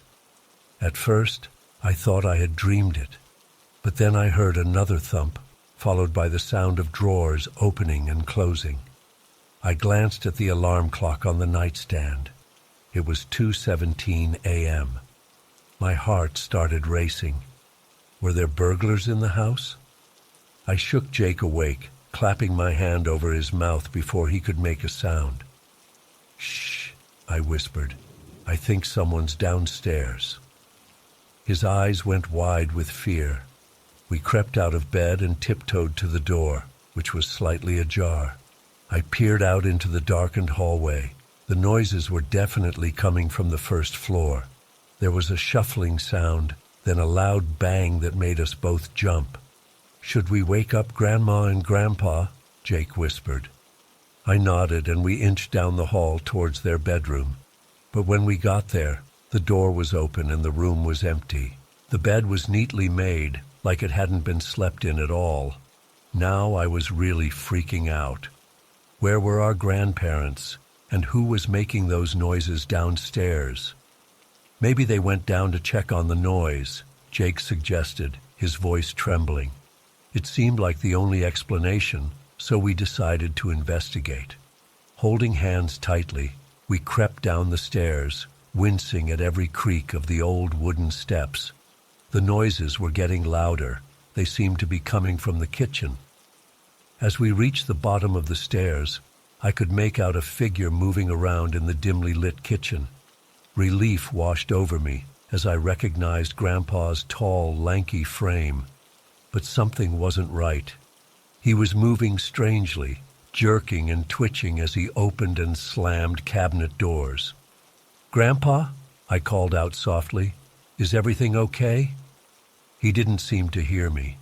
He was muttering to himself, but in a voice that didn't sound like his own. It was higher pitched, almost childlike. "Where is it? Where did they hide it?" he was saying in that strange voice. Then his tone changed completely, becoming deep and gruff. "You'll never find it, you fool." Jake and I exchanged terrified glances. What was happening to Grandpa? I took a hesitant step forward. "Grandpa, it's us. Are you all right?" He whirled around suddenly, and I stifled a scream. His eyes were wide and unfocused, darting around wildly. He didn't seem to recognize us at all. "Who are you?" he demanded in that gruff voice. Then, switching to the childlike tone, No, they're here to help us. We need help." Jake started crying softly beside me. I wanted to run, to hide, but I was frozen in place. Grandpa stumbled towards us, his movements jerky and uncoordinated. "You can't be here," he growled. "Get out." Then, in the child's voice, "No, please don't go. Help me." He lunged forward suddenly, grabbing my arm. I screamed and tried to pull away, but his grip was surprisingly strong. Jake was full-on sobbing now, tugging at my other arm. "Let go," I yelled, finally finding my voice. "Grandpa, you're hurting me." For a moment, something seemed to click in his eyes. He blinked rapidly, looking confused. "Emily? Jake? What's going on?" But before I could respond, his expression clouded over again. He released my arm and stumbled backwards, colliding with the kitchen table. Dishes crashed to the floor, shattering into pieces. No, he moaned, clutching his head. "Get out of my head. Leave me alone." I grabbed Jake's hand and started backing away slowly. Grandpa was clearly not in his right mind, and I was terrified of what he might do next. Suddenly, the kitchen light flicked on. We all squinted at the sudden brightness. Grandma was standing in the doorway in her nightgown, looking bewildered. "What in heaven's name is going on down here?" she exclaimed. Grandpa blinked at her, then looked around the kitchen as if seeing it for the first time. I don't know," he stammered. "How did I get down here?" Grandma's expression softened as she took in the scene. The broken dishes, Jake's tear-streaked face, the terror in my eyes. "Oh, Frank," she sighed. "It's happening again, isn't it?" She turned to us, her face etched with worry and sadness. "I'm so sorry, kids. Your grandfather, he hasn't been well lately. Sometimes he gets confused, especially at night.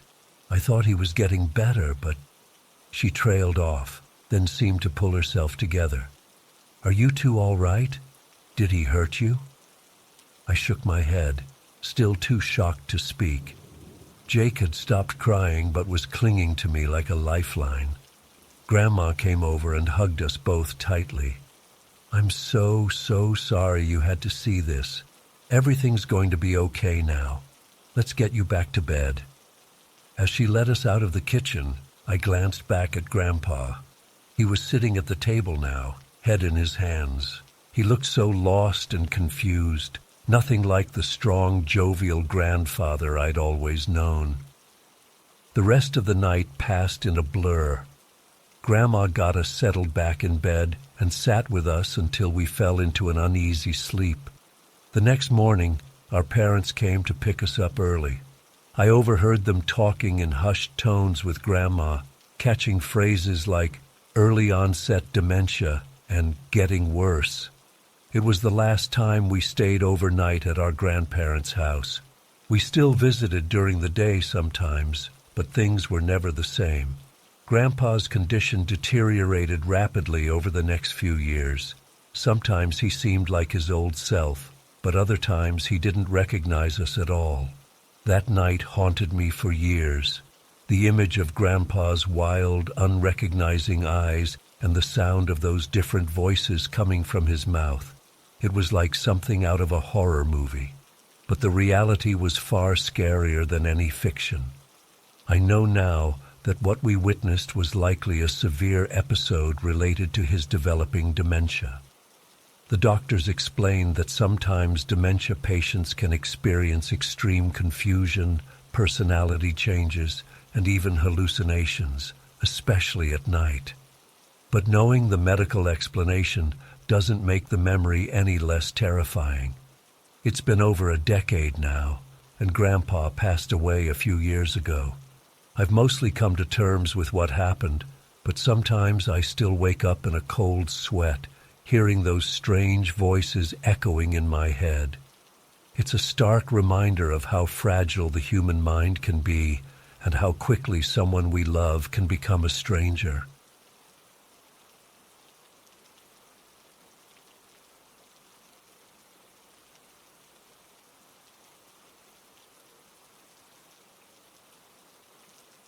It was a crisp Saturday morning in October, and I had decided to join a community cleanup event in my neighborhood. I'd recently moved to this area of the city and thought it would be a good way to meet some of my neighbors and do something positive for the community. I threw on some old jeans and a sweatshirt, grabbed a travel mug of coffee, and headed out. When I arrived at the park where we were meeting, there was already a small group gathered. The organizer, a friendly woman named Lisa, was handing out trash bags and gloves. I introduced myself, and she seemed genuinely excited to have a new volunteer. As we chatted, she mentioned they were always looking for more help with neighborhood initiatives. We split up into smaller groups to cover different areas. I ended up with 2 other women around my age, and we set off down one of the side streets, picking up litter as we went. It was actually kind of fun, and we swapped stories about the weirdest things we'd found.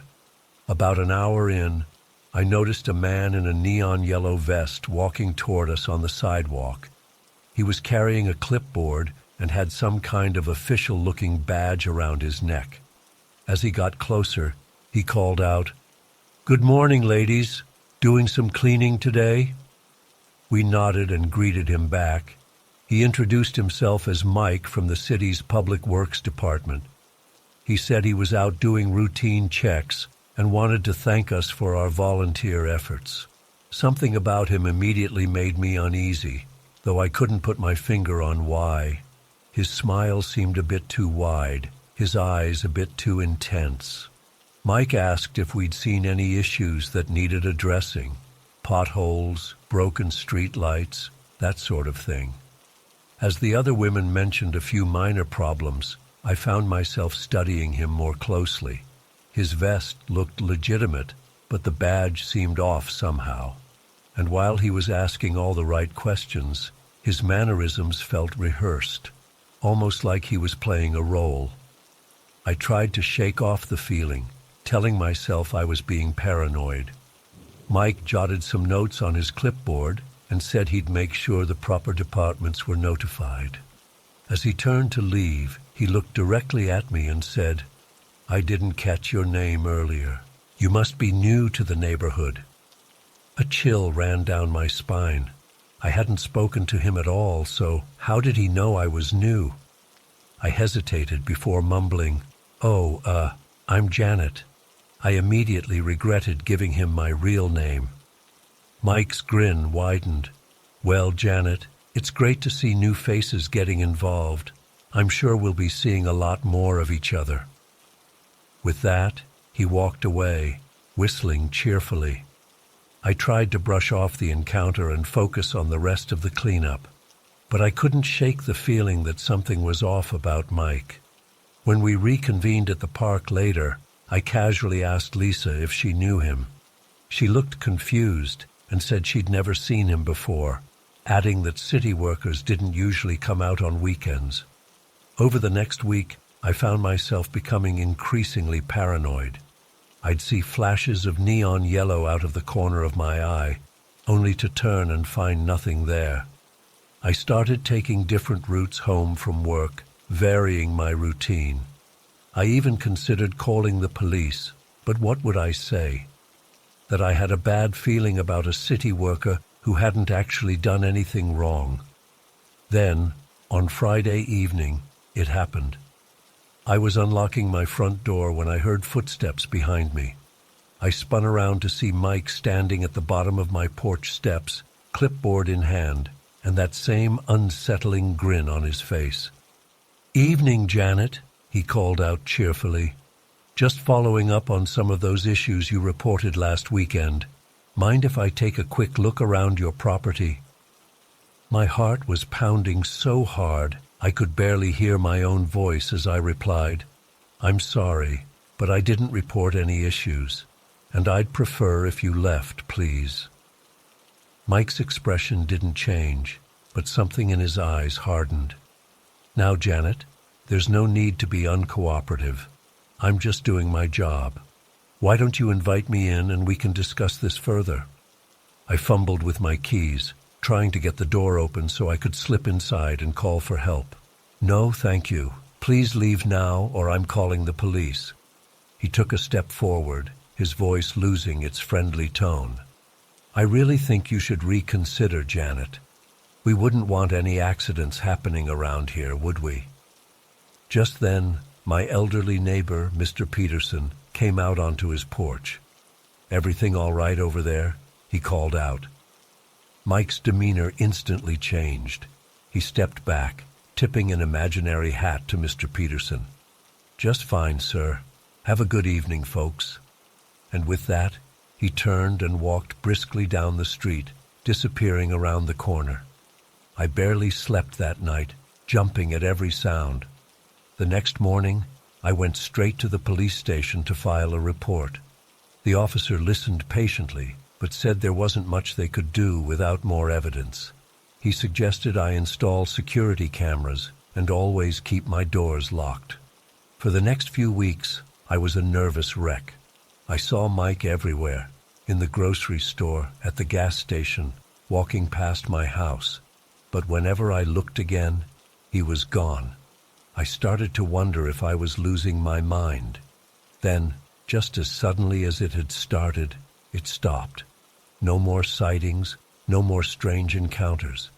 It was like Mike had vanished into thin air. I wish I could say this story has a satisfying conclusion, but the truth is, I still don't know what really happened. Was Mike a city worker with poor social skills? A would-be burglar scoping out targets? Or something even more sinister? I'll probably never know for sure. What I do know is that I'll never ignore my instincts again. That uneasy feeling I had when I first met Mike was trying to tell me something, and I should have listened.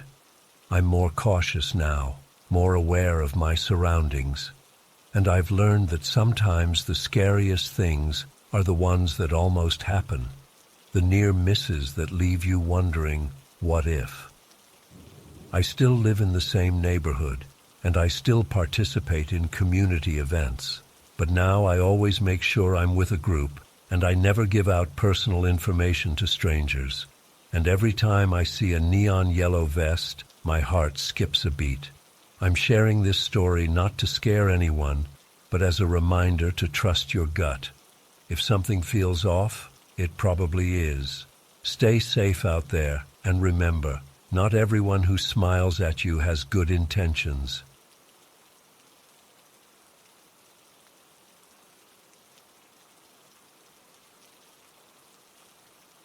We set out early Saturday morning, driving a couple hours to reach the trailhead. The weather was perfect, cool and crisp, with a light breeze rustling through the trees. As we shouldered our packs and started down the trail, spirits were high. We joked and chatted, pointing out interesting plants and rock formations. A few hours in, we decided to veer off the main path to check out a scenic overlook marked on our map. That's when things started to feel off. The forest seemed to grow denser and darker the further we went. An eerie silence fell over everything. No birds chirping, no insects buzzing. Just the crunch of leaves under our boots and our own slightly labored breathing as we climbed a steep hill. Suddenly, Tom stopped short. "Hey guys, do you see that?" he asked, pointing through a gap in the trees. We all crowded around, squinting to make out what he was looking at, and there it was, the unmistakable shape of a steeple poking above the treetops maybe a quarter-mile away. "Is that a church?" Megan asked incredulously. "Way out here in the middle of nowhere?" We all exchanged puzzled looks. There was nothing on our map indicating any kind of structure in this area, let alone a church. Curiosity got the better of us, and we decided to check it out. As we got closer, more details came into view. It was indeed an old church, but clearly long abandoned. The white paint was peeling, windows were broken out, and vines crept up the walls. A small, overgrown cemetery stood off to one side. The whole scene gave me an uneasy feeling, but I tried to shake it off. "This is so weird," said Chris as we approached the front steps. "Who would build a church all the way out here? And why was it abandoned?" We climbed the creaky steps and peered through the dirty windows. Dusty pews were still arranged inside, along with a few toppled candelabras and torn hymnals scattered on the floor. The place had an oppressive, musty smell when we pushed open the door. "Let's look around," suggested Allison excitedly. "Maybe we'll find some clues about its history." I hung back near the entrance, not eager to explore further, but the others were already fanning out to investigate. Tom and Chris headed toward the altar while Megan and Allison checked out some side rooms. A few minutes later, Allison called out, "Guys, come look at this." We hurried over to where she and Megan were crouched near a back corner. They had pulled up a threadbare rug to reveal a trapdoor set into the floor. Rusty hinges creaked in protest as the girls lifted it open. A set of rough wooden stairs led down into darkness. A wave of hot, stale air wafted up from below. We flicked on our headlamps and peered down, but couldn't see the bottom. "Should we check it out?" Chris asked, an edge of excitement in his voice. I felt a spike of fear. "I don't know, guys. Maybe we shouldn't." But they were already heading down, drawn by the mysterious discovery. With a sigh, I followed. No way was I staying up there alone. The stairs ended in a small circular chamber about 15 feet across. Our lights revealed strange paintings covering the walls and ceiling, twisting shapes and bizarre symbols I didn't recognize. They seemed to writhe and shift in the shadows cast by our headlamps.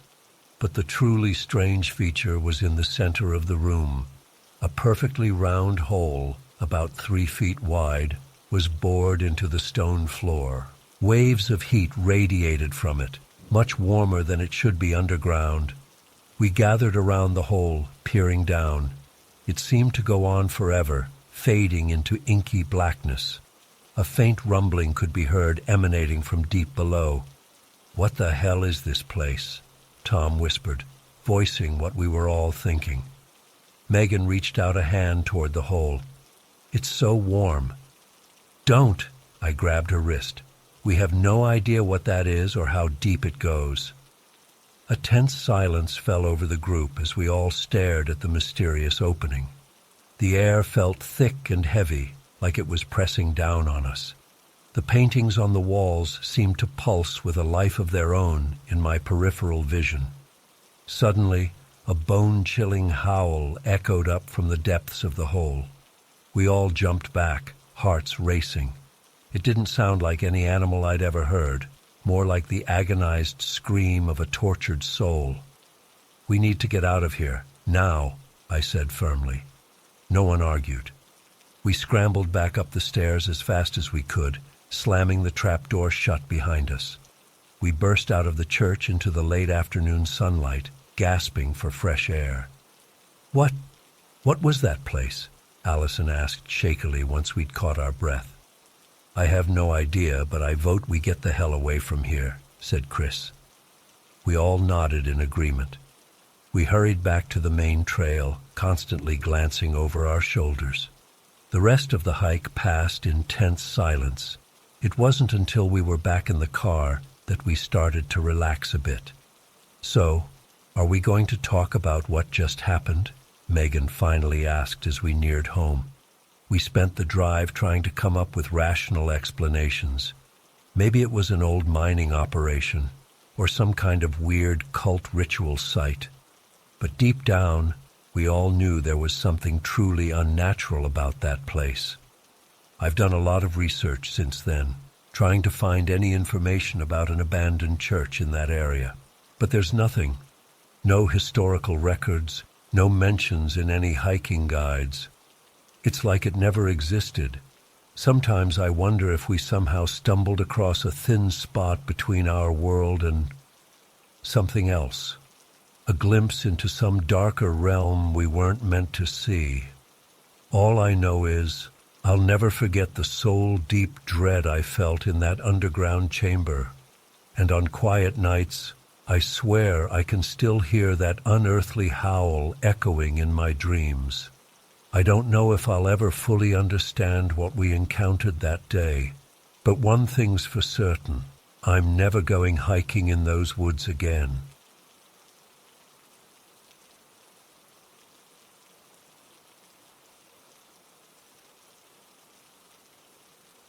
As we walked along the riverbank, Rex trotted happily ahead, stopping occasionally to sniff at interesting scents. I was lost in thought, enjoying the tranquil sounds of nature around us. That's when I first noticed something odd. Rex suddenly stopped and turned his head towards the river, his ears perked up and alert. I followed his gaze and felt my heart skip a beat. There, in the middle of the river, was a man. He was just standing there, waist deep in the water, completely motionless. At first I thought maybe he was fishing, but I couldn't see any rod or equipment. He was just staring right at us. I felt a chill run down my spine. Something about this didn't feel right. I called Rex to heel and decided to turn back, but as I did, I heard a splash. The man was moving. He was coming towards us, wading through the water with purposeful strides. My instincts screamed at me to run, but I was frozen in place. As he got closer, I could see his face more clearly. His eyes were wide and unblinking, his mouth set in a grimace that seemed both pained and menacing. His clothes were soaked and clung to his body, but he didn't seem to notice or care. Finally, my legs remembered how to work, and I started to back away. "Rex, come!" I called, my voice shaking. But Rex was growling now, his hackles raised as he stood between me and the approaching stranger. The man reached the shore and stepped onto the bank. Water cascaded off him, but he paid it no mind. His eyes were fixed on me, and I swear I saw something in them that wasn't human. It was like looking into the eyes of a predator, cold and calculating. I turned and ran, Rex at my heels.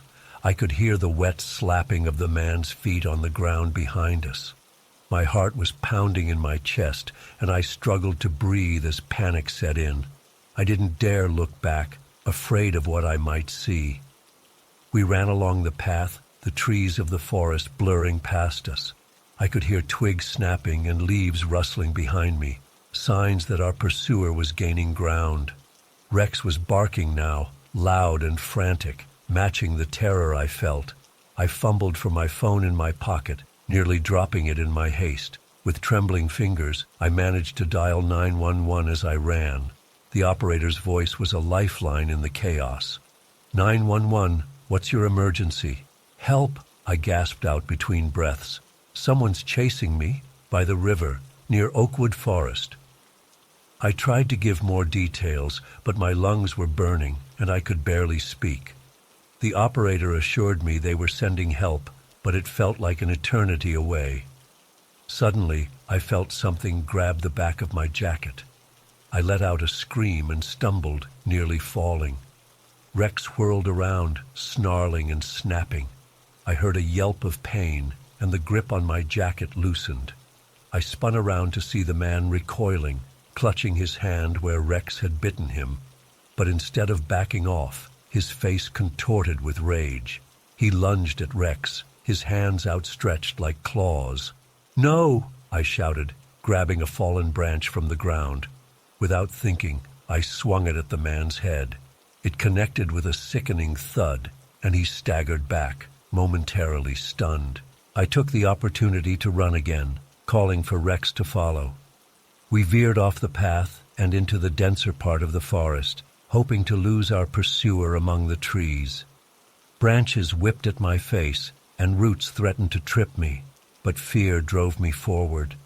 I could hear the man crashing through the undergrowth behind us, his breathing ragged and punctuated by what sounded like animalistic grunts.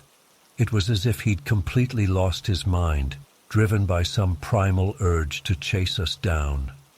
My legs were starting to give out, and my lungs felt like they were on fire. I knew I couldn't keep running much longer. Just as despair was about to overwhelm me, I heard the blessed sound of sirens in the distance. Relief flooded through me, giving me a second wind. I changed direction, heading towards the sound of the approaching police cars. "Here!" I shouted, my voice hoarse. "We're over here!" The sirens grew louder, and I could see flashes of red and blue through the trees.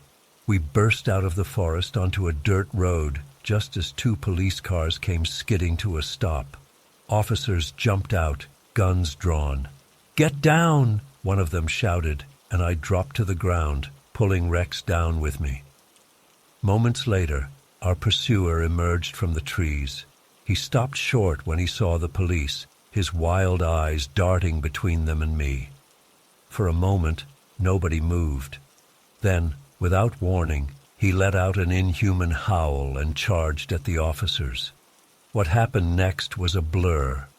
I heard shouts, the sound of a scuffle, and then the sharp crack of a taser being deployed. When I dared to look up, I saw the man on the ground, twitching as the officers moved in to restrain him. As they handcuffed him, I got a better look at his face. His eyes were rolled back in his head, and foam flecked the corners of his mouth. He was muttering something under his breath, words I couldn't make out, but that sent chills down my spine. One of the officers came over to check on me, asking if I was hurt. I shook my head, still too shaken to speak. Rex pressed against my side, whining softly, and I buried my face in his fur, finally letting the tears come. The next few hours passed in a daze. I gave my statement to the police, recounting the terrifying chase through the forest. They told me the man had been taken to the hospital for evaluation, that he seemed to be in some kind of drug-induced psychosis. But as I sat in the back of an ambulance, a shock blanket draped over my shoulders, I couldn't shake the feeling that there was more to it than that. The look in his eyes, the way he moved, the inhuman sounds he made. It all seemed too bizarre, too otherworldly to be explained by drugs alone. Days have passed since the incident, but I still can't shake the fear. I jump at every unexpected sound, and I haven't been able to bring myself to go near the river again. Rex stays closer to me now, as if sensing my unease. The police called yesterday to update me. They said the man had no identification on him, and that his fingerprints weren't in any database. He hasn't spoken a word since being admitted to the hospital, and the doctors are baffled by his condition. Sometimes when I close my eyes at night, I see his face, those cold, predatory eyes staring into mine. I can't help but wonder, what if he had caught me? What was he planning to do?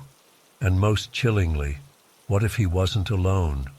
What if there are others like him out there, waiting in rivers and forests for unsuspecting victims? I don't have answers to these questions, and I'm not sure I want them. All I know is that my peaceful walks by the river are a thing of the past. The world feels different now, darker and full of hidden dangers. And every time I look at the water, I can't help but wonder what might be lurking beneath the surface, waiting to emerge.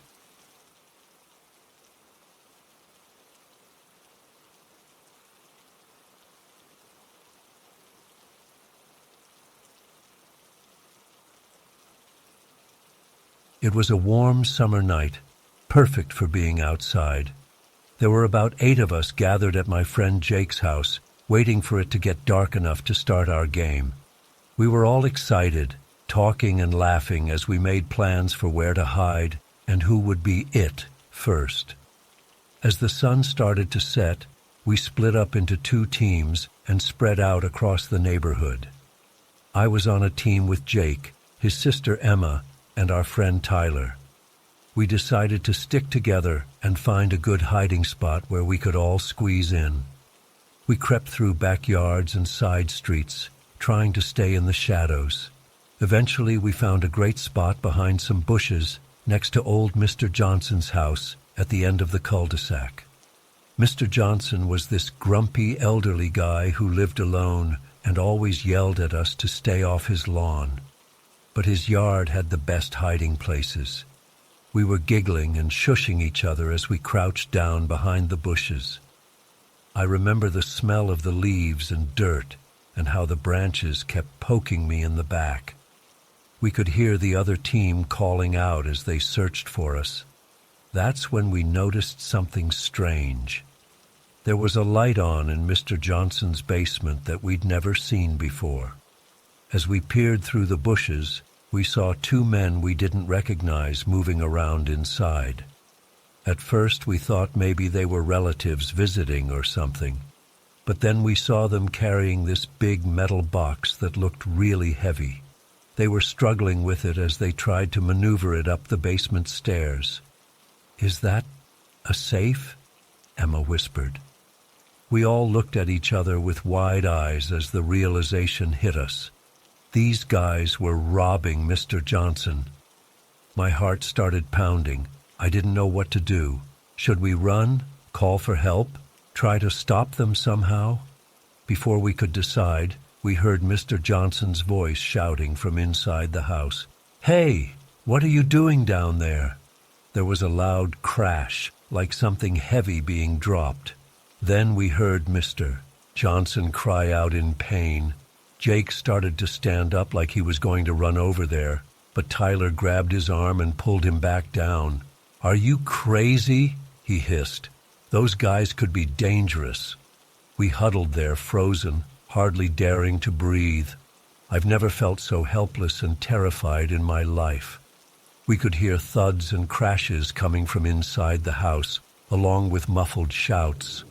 After what felt like hours, but was probably only a few minutes, we saw the 2 men come bursting out the front door.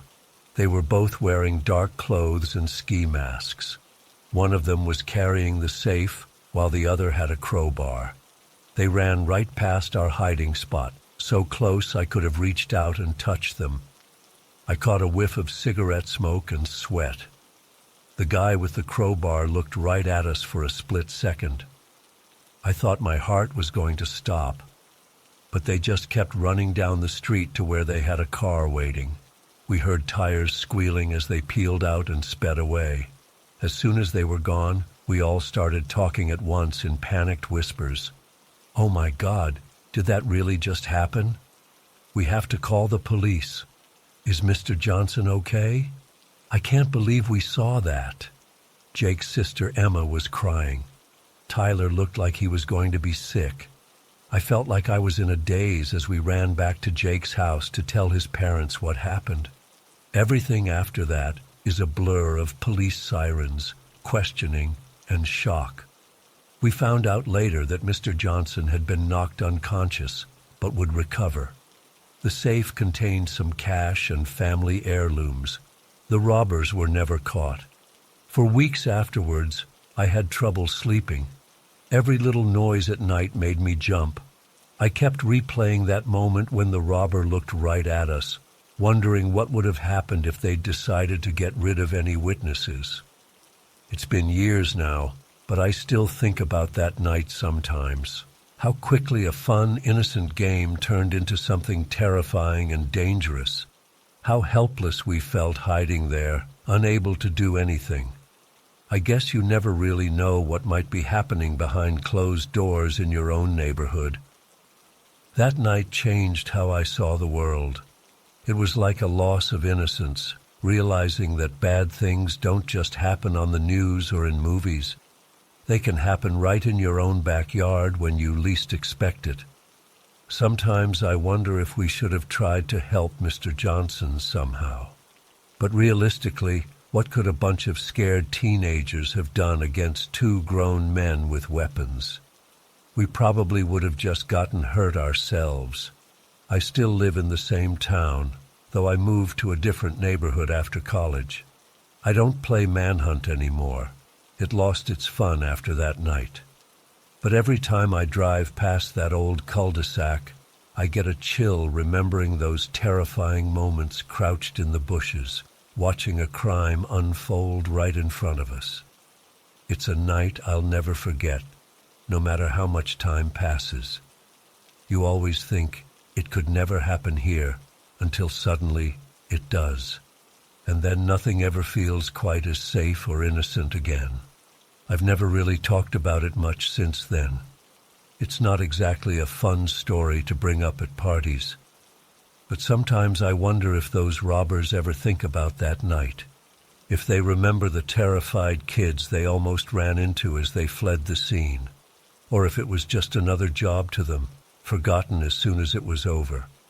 I know I'll certainly never forget it. It's like this snapshot frozen in my mind, the warm summer air, the scratchy bushes, the pounding of my heart, and those few seconds when anything seemed possible and danger felt so close I could almost touch it. I guess the lesson is, you never really know what's going on around you. Life can change in an instant. One moment you're playing a silly game with your friends, the next, you're witnessing a violent crime. It really makes you appreciate the quiet, normal moments in life. Anyway, sorry for rambling on so long about this. I don't usually share this story, but sometimes it helps to get it out, you know? To remind myself it really happened and wasn't just some messed up dream.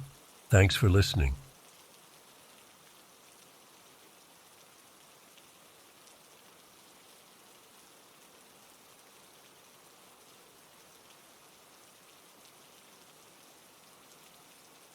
The drive was going smoothly until I came to a four-way intersection out in the middle of nowhere.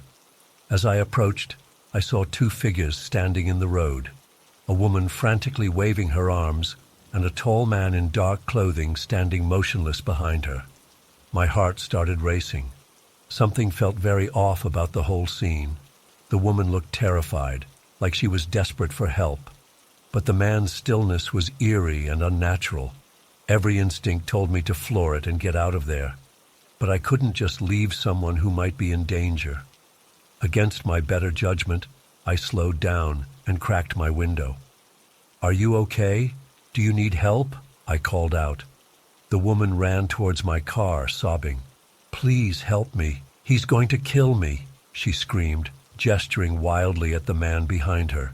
I glanced at the man who remained completely still, face hidden in shadow. An icy chill ran down my spine. This was bad, really bad. "Get in," I yelled, unlocking the doors. The woman yanked open the passenger door and dove inside. "Go, go, go," she shrieked. I slammed on the gas, tires squealing as I peeled away from the intersection. In my rearview mirror, I saw the man slowly turn his head to watch us leave. Even from a distance, his unnatural movements made my skin crawl. "Oh my God, thank you," the woman gasped, shaking violently in the seat next to me. "I thought I was going to die out there." "What happened? Who was that guy?" I asked, still trying to process what had just occurred. I don't know," she stammered. "My car broke down a few miles back. I was walking to try to find help when he appeared out of nowhere. He didn't say anything, just started following me.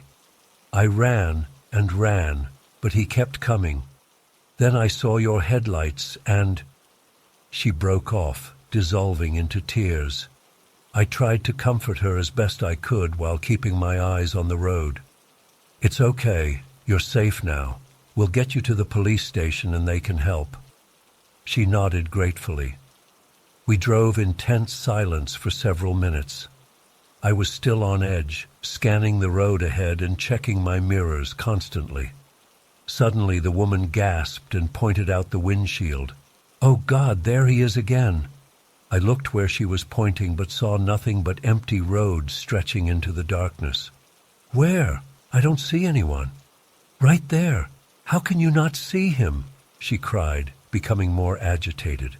I slowed the car, peering intently into the night. There was definitely no one there.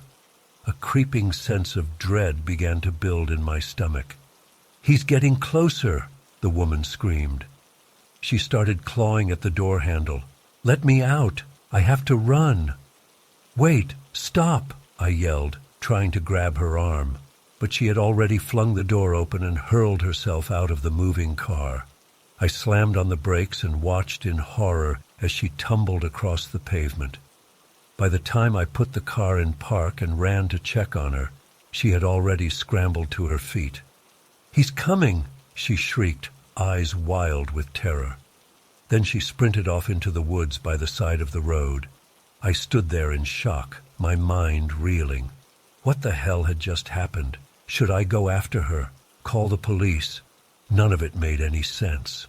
As I debated what to do, movement in my peripheral vision made me spin around. There, standing in the middle of the road, was the man in black.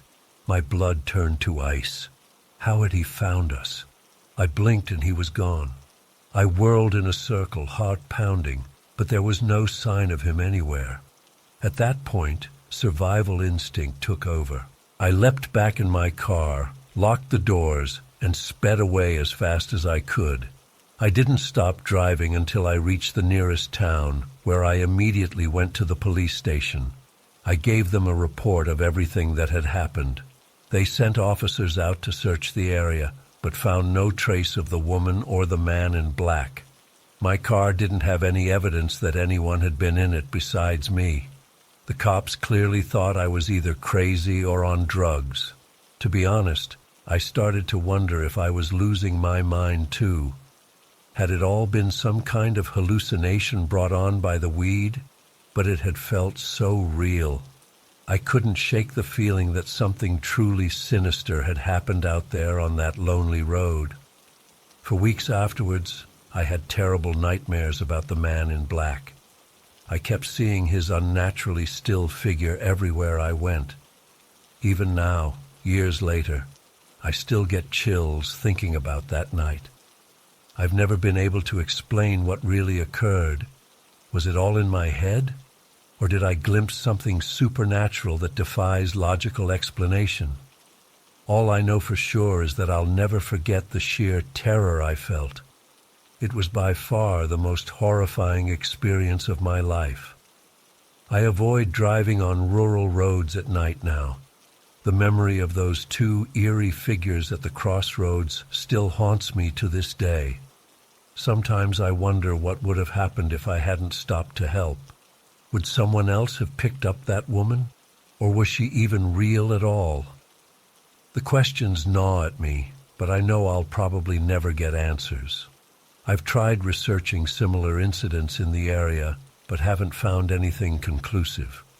A few vague reports of strange sightings on that stretch of road, but nothing as extreme as what I experienced. Part of me wonders if I should go back there someday to try to make sense of it all. But a bigger part of me is terrified of what I might find. So for now, I just try to forget, to convince myself it was all just a bad trip or an overactive imagination.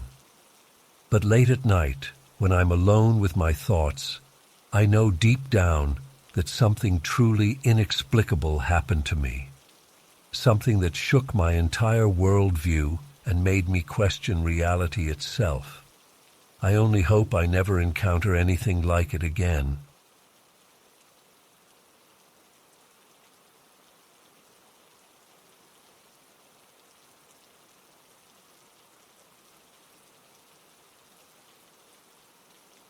I still remember that day like it was yesterday. It was just a normal Tuesday at Westbrook High, or so I thought. Little did I know I was about to witness something that would haunt me for years to come. I was sitting at my usual lunch table with my friends, picking at the mystery meat surprise and gossiping about the latest drama. That's when I overheard someone at the next table mention Ash's name. Now, Ash was this quiet, kind of weird kid in our grade that everyone thought was a bit off. He kept to himself mostly and had some strange habits, but nothing too out there. "Did you guys know Ash is terrified of vinegar?" whispered Jenny, leaning in conspiratorially. Like full-on phobia levels of scared. We all perked up, intrigued by this bizarre tidbit. "No way," scoffed Mike. "That's the stupidest thing I've ever heard. Who's afraid of vinegar?" "I'm serious," Jenny insisted. "My cousin goes to his church and overheard his mom talking about it. Apparently he had some traumatic experience as a kid involving vinegar, and now he can't even look at the stuff without freaking out." We all exchanged skeptical glances. It did sound pretty far-fetched, but then again, this was Ash we were talking about. The kid who wore the same ratty green hoodie every single day, rain or shine. The one who muttered to himself in the hallways and jumped at loud noises. Maybe it wasn't so unbelievable after all. "Someone should test it out," suggested Rachel with a mischievous glint in her eye. "You know, for science." I don't know what came over me in that moment. Maybe it was peer pressure. Maybe it was morbid curiosity. But before I could stop myself, I heard my own voice pipe up, "I'll do it." The rest of lunch was spent plotting. We decided I'd wait until after school when most people had cleared out. Ash always stayed late in the library, so I'd accidentally bump into him in the hallway and spill some vinegar on his jacket. Simple enough, right? As the final bell rang, I felt a knot of anxiety forming in my stomach. Part of me wanted to back out, but I knew I'd never hear the end of it if I chickened out now. So I hung back, watching the flood of students thin out until the halls were nearly empty. I spotted Ash coming out of the library, hunched over as usual with his nose buried in a book. This was my chance. I took a deep breath, steeled my nerves, and started walking towards him, the little bottle of vinegar clutched tightly in my sweaty palm. Just as we were about to pass each other, I tripped, sending a few drops of vinegar flying onto his sleeve. What happened next is burned into my memory forever. Ash's reaction was instantaneous and horrifying. The second the vinegar made contact, he let out the most blood-curdling scream I've ever heard. It was like something out of a horror movie. Raw, primal terror. His eyes went wide with panic, and he started clawing frantically at his jacket, hyperventilating and sobbing uncontrollably. I stood there frozen in shock as Ash collapsed to the floor, curling into a fetal position and rocking back and forth. He was muttering something over and over that I couldn't quite make out. The few remaining students in the hallway stopped and stared, equally stunned by the bizarre scene unfolding before us. After what felt like an eternity, but was probably only a minute or two, a teacher came rushing out of a nearby classroom, alerted by the commotion. "What on earth is going on out here?" she demanded, taking in Ash's trembling form on the ground. I stammered out some half-baked explanation about accidentally spilling my drink, conveniently leaving out the part about the vinegar.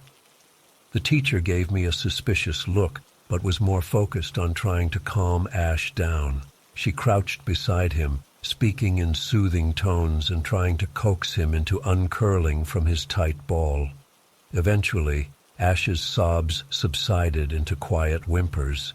The teacher helped him to his feet and led him away, presumably to the nurse's office. As they walked past me, I caught a glimpse of Ash's face. He looked broken. His eyes were red and puffy, filled with a mixture of fear and shame. In that moment, the full weight of what I'd done came crashing down on me. I felt sick to my stomach. This wasn't some harmless prank. I'd genuinely traumatized someone. The look of abject terror on Ash's face would haunt my dreams for weeks to come. Word spread quickly about the vinegar incident, as it came to be known. Ash was already considered the school weirdo, but this cemented his status as a social pariah. People would make exaggerated gagging noises when he walked by or leave bottles of vinegar in his locker as a cruel joke. I wanted desperately to apologize, to explain that I never meant to hurt him so badly. But every time I worked up the courage to approach Ash, the words died in my throat. How could I possibly make amends for what I'd done? The guilt ate away at me. I found myself lying awake at night, replaying that awful moment over and over. Why had I gone through with such a stupid, thoughtless act? Was it really worth it just to impress my so-called friends? As the days turned into weeks, Ash withdrew even further into himself. He started missing more and more school, and when he did show up, he was a shadow of his former self.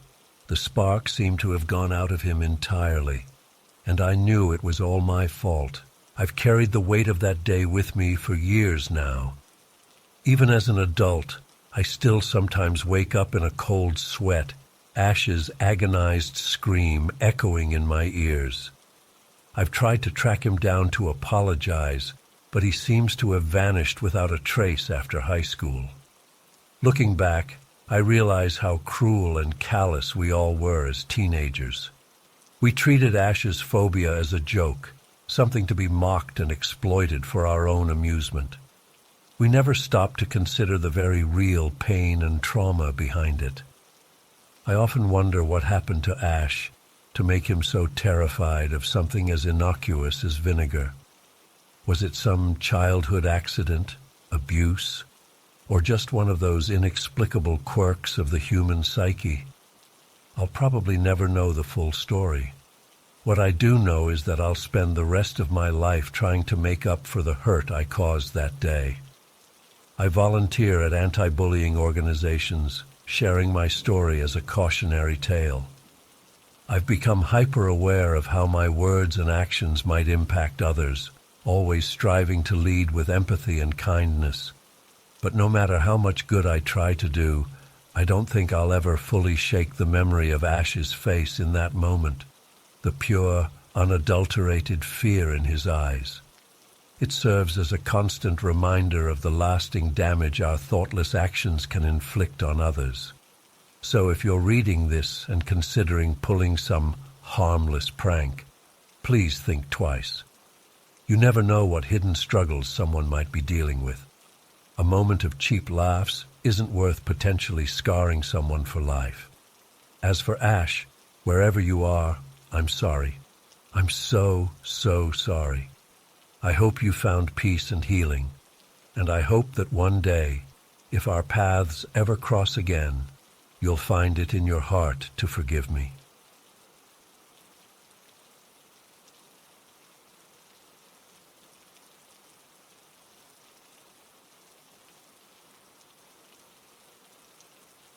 I'd been working as a ranger in Virunga National Park for about 6 months at that point. After leaving the British Army, I was looking for a new purpose, something meaningful. When I heard about the opportunity to protect endangered wildlife in the Congo, it seemed perfect. Little did I know what I was really getting myself into. Our team was a motley crew from all over the world. There was Paddy, the wisecracking Irishman who always had a story to tell. Tanner, the no-nonsense Texan who took his job deadly seriously. Manu, our French medic with nerves of steel. Nick, the fresh-faced American kid barely out of college. And Yuri, the quiet Moldovan who was the best shot among us. That fateful night, we were stationed at one of the listening posts on the edge of the park. It was meant to be an early warning system against poachers and rebel groups. 20 of us were spread out in a perimeter, keeping watch in the inky darkness. The jungle at night is never truly silent. There's always a symphony of insects, frogs, and nocturnal animals. But around midnight, everything went eerily quiet. That should have been our first warning. I was on watch with Yuri when it happened. 1 second, all was calm. The next, all hell broke loose. Gunfire erupted from multiple directions, the muzzle flashes lighting up the night like strobes. I dove for cover, my heart pounding in my chest. "Contact! Multiple hostiles!" I shouted into my radio, trying to alert the others. But in the chaos, I wasn't sure if anyone could hear me. The air was filled with the crack of gunfire and the whiz of bullets. I could hear screams and shouts from my teammates, but in the darkness, it was impossible to tell what was happening. Yuri and I tried to return fire, but we were shooting blind. Our attackers seemed to have night vision capabilities, picking us off with terrifying precision. I'd never felt so exposed, so vulnerable. A mortar shell landed nearby, the concussion knocking the wind out of me. My ears were ringing, and for a moment I thought I'd gone deaf. As I struggled to my feet, I saw Yuri slumped over, motionless. My stomach dropped as I realized he was gone. I don't know how long the firefight lasted. It felt like hours, but it was probably only minutes. Gradually, the gunfire died down, replaced by an eerie silence broken only by the moans of the wounded. As dawn broke, the full horror of what had happened became clear. Of the 20 rangers who had been at the post, only 6 of us had survived. The ground was littered with spent casings and blood-soaked earth.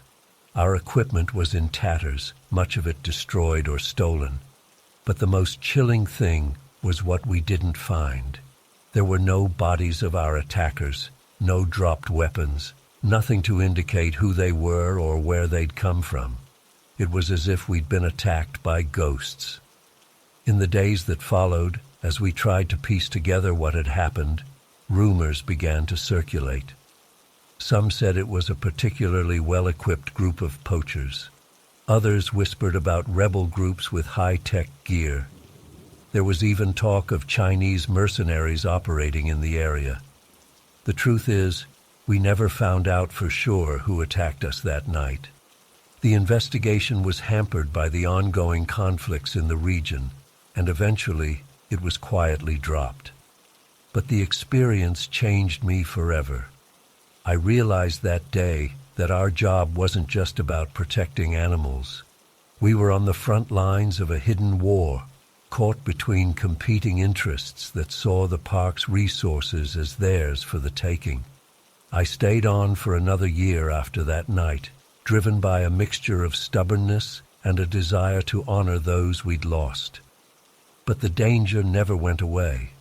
We faced sniper attacks while on patrol, mortar shellings of our outposts, and constant threats from both poachers and rebel groups. Every day was a struggle, not just against external threats, but against our own fear and exhaustion. We were vastly outnumbered and outgunned, trying to protect an area the size of a small country with limited resources. But despite the danger, there were moments of pure beauty that made it all worthwhile. I'll never forget the first time I saw a family of mountain gorillas up close, or the majesty of the park's active volcanoes at sunset. It reminded me of what we were fighting for. Looking back now, I still can't fully process everything that happened during my time in Virunga. The violence, the loss, the constant state of alertness, it takes a toll on you. But I also feel a sense of pride in what we accomplished. Despite everything, we managed to make a difference, however small. I often think about Yuri and the others we lost that night. They gave their lives protecting some of the most incredible creatures on this planet. I just hope that their sacrifice wasn't in vain. The experience taught me that conservation isn't just about protecting animals. It's about navigating complex political and social landscapes, often at great personal risk. It's about standing up for what's right, even when the odds are stacked against you. I left Virunga eventually, but a part of me will always be there, in that dark jungle, fighting a battle that most of the world doesn't even know is happening.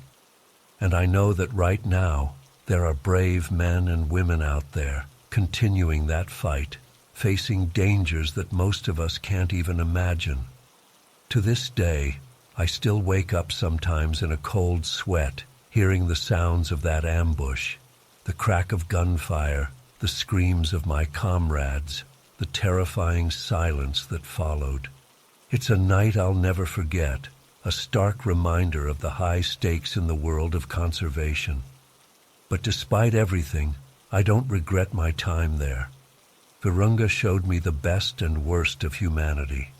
It taught me about courage, about sacrifice, and about the incredible resilience of both nature and the human spirit.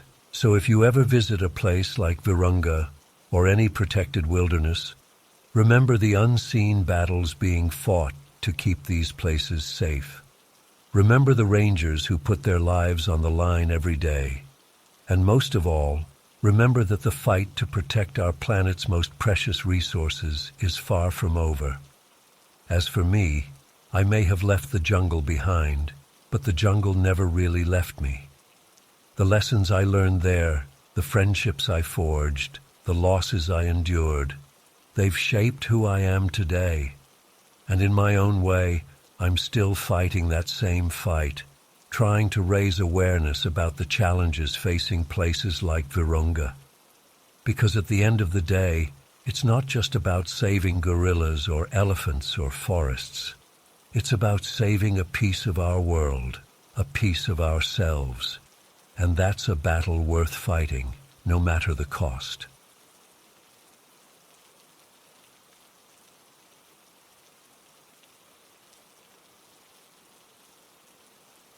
It was a chilly autumn evening when I set out on my nightly rounds. The sun had just dipped below the horizon, casting long shadows across the grounds. A light mist was starting to form, giving everything an eerie, otherworldly quality. I remember thinking how quiet it was, unnaturally so. No birds chirping, no rustling in the underbrush. Just an oppressive silence that seemed to press in on me from all sides. As I made my way deeper into the forest, I couldn't shake the feeling that I was being watched. The hairs on the back of my neck stood up, and I found myself constantly glancing over my shoulder. But each time I looked, there was nothing there, just trees and mist and lengthening shadows. I tried to tell myself I was being foolish. After all, I was armed with my trusty rifle and knew these woods like the back of my hand by now. What did I have to fear? But no matter how much I tried to rationalize it, that creeping sense of dread continued to grow. It was nearing midnight when I heard it, a low, guttural growl that seemed to come from everywhere and nowhere at once. I froze in my tracks, my heart pounding so loudly I was sure whatever made that sound could hear it. Slowly, I raised my rifle and peered into the darkness, straining my eyes for any sign of movement. For several long moments, there was nothing. Then, just as I was about to convince myself I'd imagined it, I saw a flicker of movement out of the corner of my eye. I whirled around, rifle at the ready, and that's when I saw it.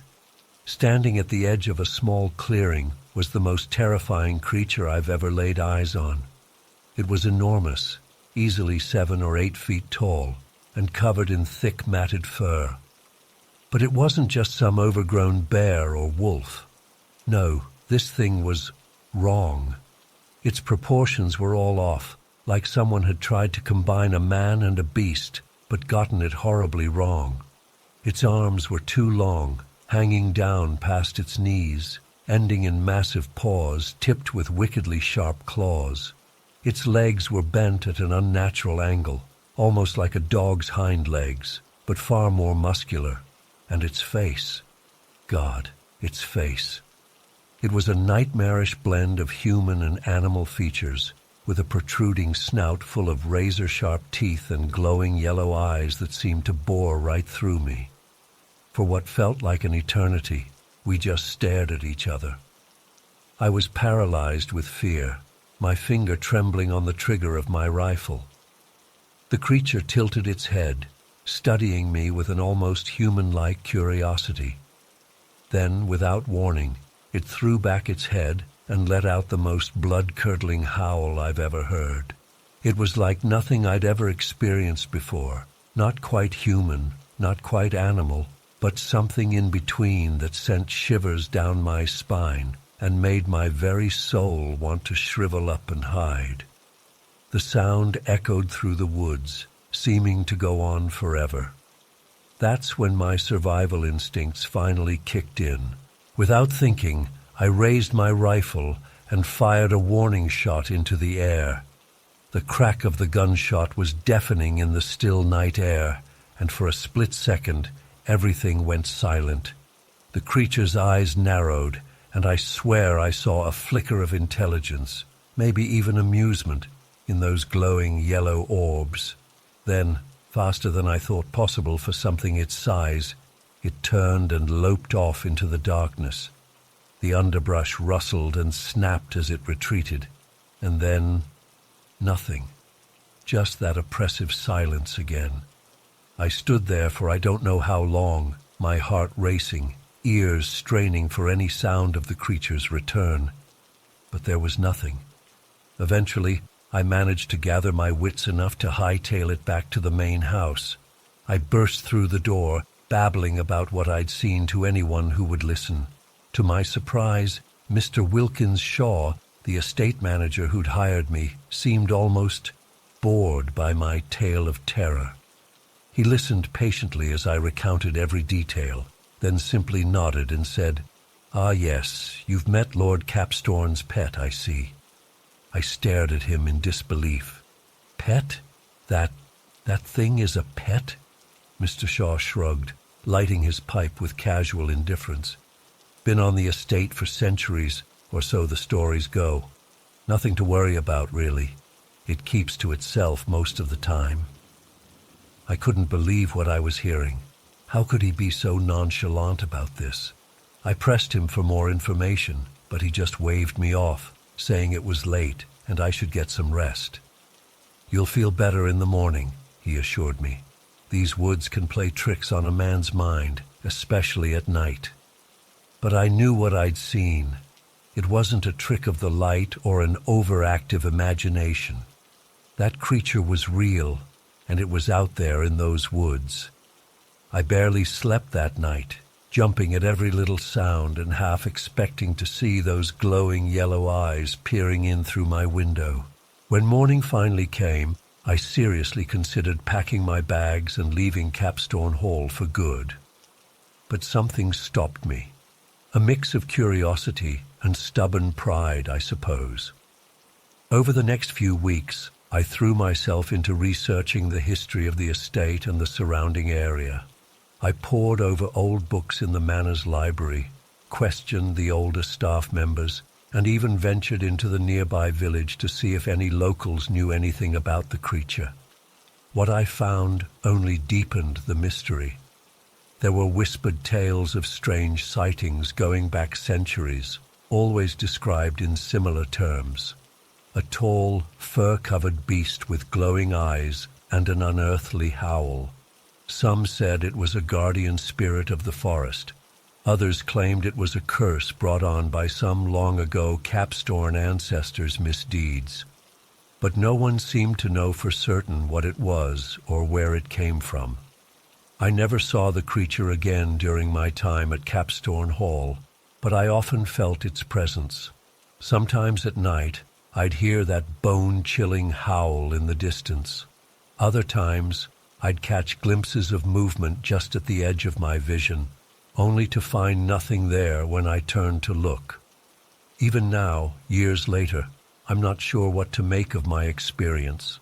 Was it really some centuries-old pet, as Mr. Shaw had so casually claimed, a previously undiscovered species, or something else entirely, something beyond our understanding of the natural world? All I know is that my encounter in those misty woods changed me forever.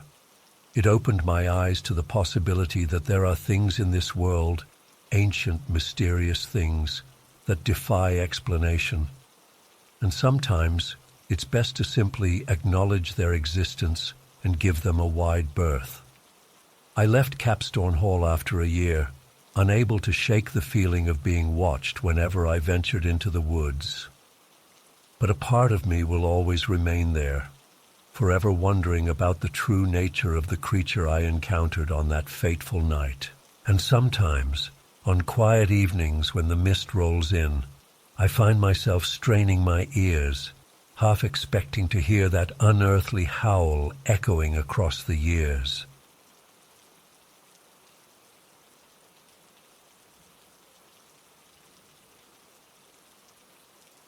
I never thought I'd be writing about this, but I feel like I need to get it off my chest after all these years. It was 1891, and I had just taken on what would become the most harrowing and life-altering job of my career as a big game hunter. Governor Arthur Ashbury had summoned me to his office in northern Rhodesia. As I sat across from him, he explained the dire situation. 2 man-eating lions had been terrorizing villages in the region for months, leaving a trail of bloodshed and terror in their wake. The local hunters had failed to stop them, and now he was turning to me, Charles E. Brady, known throughout Scotland and Africa for my skills in tracking and hunting dangerous game. I accepted the commission without hesitation, eager for the challenge and the handsome payment offered. Little did I know the true cost this hunt would extract. The next morning, I set out with my trusted assistant, Jack Thompson. Jack was a good man, steady, reliable, and an excellent marksman. He had a young family back home and often spoke of providing a better future for them. This job would certainly help with that. As we traveled deeper into the African wilderness, an unsettling feeling began to creep over me. The usual cacophony of wildlife seemed muted, as if the very jungle was holding its breath in fear. Villages we passed through were nearly abandoned, with terrified faces peering out from behind shuttered windows. We made camp that first night, the flickering firelight casting ominous shadows. Jack and I pored over maps, plotting our strategy for the days ahead. In hushed tones, we discussed the rumors we'd heard about these lions, how they seemed to operate with an uncanny intelligence, coordinating their attacks with ruthless efficiency. I tried to dismiss such fanciful notions, Lions were beasts, nothing more. Cunning, perhaps, but still just animals that could be outsmarted and outgunned by experienced hunters like ourselves. How wrong I was. The hunt began in earnest the next day. We picked up their trail easily enough. Drag marks from recent kills, massive paw prints in the soft earth. But each time we thought we were closing in, the lions seemed to vanish into thin air, only to reappear miles away, always one step ahead. Days turned into weeks. Our supplies began to run low, and fatigue set in. But we pressed on, driven by determination and the haunting cries of grieving villagers that echoed in our dreams each night. It was nearly a month into the expedition when we had our first true encounter. We had tracked the lions to a densely wooded area near a dry riverbed. As we crept forward, rifles at the ready, an ear-splitting roar shattered the stillness. One of the massive cats burst from the underbrush, charging straight for us. I fired, the bullet grazing its shoulder. The lion stumbled but kept coming. Jack's shot rang out next, catching it square in the chest. The beast crashed to the ground mere feet from where we stood, its massive jaws snapping futilely as it drew its final breaths. Relief washed over us, one down, one to go. But that feeling was short-lived. As we approached the fallen lion, a blood-curdling scream pierced the air from behind us. We whirled to see the second lion dragging off one of our porters, disappearing into the thick foliage before we could get off a clean shot. The realization hit us like a physical blow. They had been working together, one lion serving as a distraction, while the other attacked from behind. This level of coordination was unlike anything I'd ever encountered in my years of hunting. That night, huddled around a meager fire, Jack penned a letter to his wife, Margaret. I pretended not to notice the tremor in his hand as he wrote, or the tears he hastily wiped away. We both knew the stakes had changed. This was no longer just a hunt, it was a fight for survival. The following days blurred together in a haze of exhaustion and constant vigilance. We tracked the remaining lion tirelessly, following a trail of half-eaten carcasses and terrorized villages. But it always seemed to be one step ahead, as if it could read our very thoughts. It was on the 10th day after killing the first lion that disaster struck. We had followed fresh tracks to a small clearing, the ground still damp with morning dew. As we surveyed the area, a low growl froze us in our tracks. The lion emerged from the tall grass, its eyes locked on us with terrifying intelligence. Time seemed to slow as it charged. I raised my rifle, squeezing off a shot that went wide. Jack fired next, the bullet finding its mark in the lion's shoulder. But it wasn't enough to stop its momentum. I watched in horror as the massive cat barreled into Jack, its claws raking across his chest. They tumbled to the ground in a tangle of fur and limbs. I fired again and again, my hands shaking so badly I could barely aim. Finally, mercifully, the lion went still. But as I rushed to Jack's side, I knew it was too late. His eyes were glassy, fixed on some distant point I couldn't see. My friend, my loyal assistant, was gone. The trek back to civilization was a blur of grief and guilt. How could I face Margaret, tell her that her husband would never return? The letter I wrote to her on that journey was the hardest thing I've ever had to put to paper. I spoke of Jack's bravery, his unwavering dedication, but words seemed hollow in the face of such loss. It's been years since that ill-fated expedition, but the memories haunt me still. I gave up big game hunting after that, unable to shake the feeling that there are some forces in nature that man was never meant to challenge. Those lions, with their eerie intelligence and coordinated attacks, had shown me the brutal reality of survival in the African wilderness. Sometimes, in the dark of night, I still hear that bone-chilling roar, and see those amber eyes gleaming with a knowing that no animal should possess.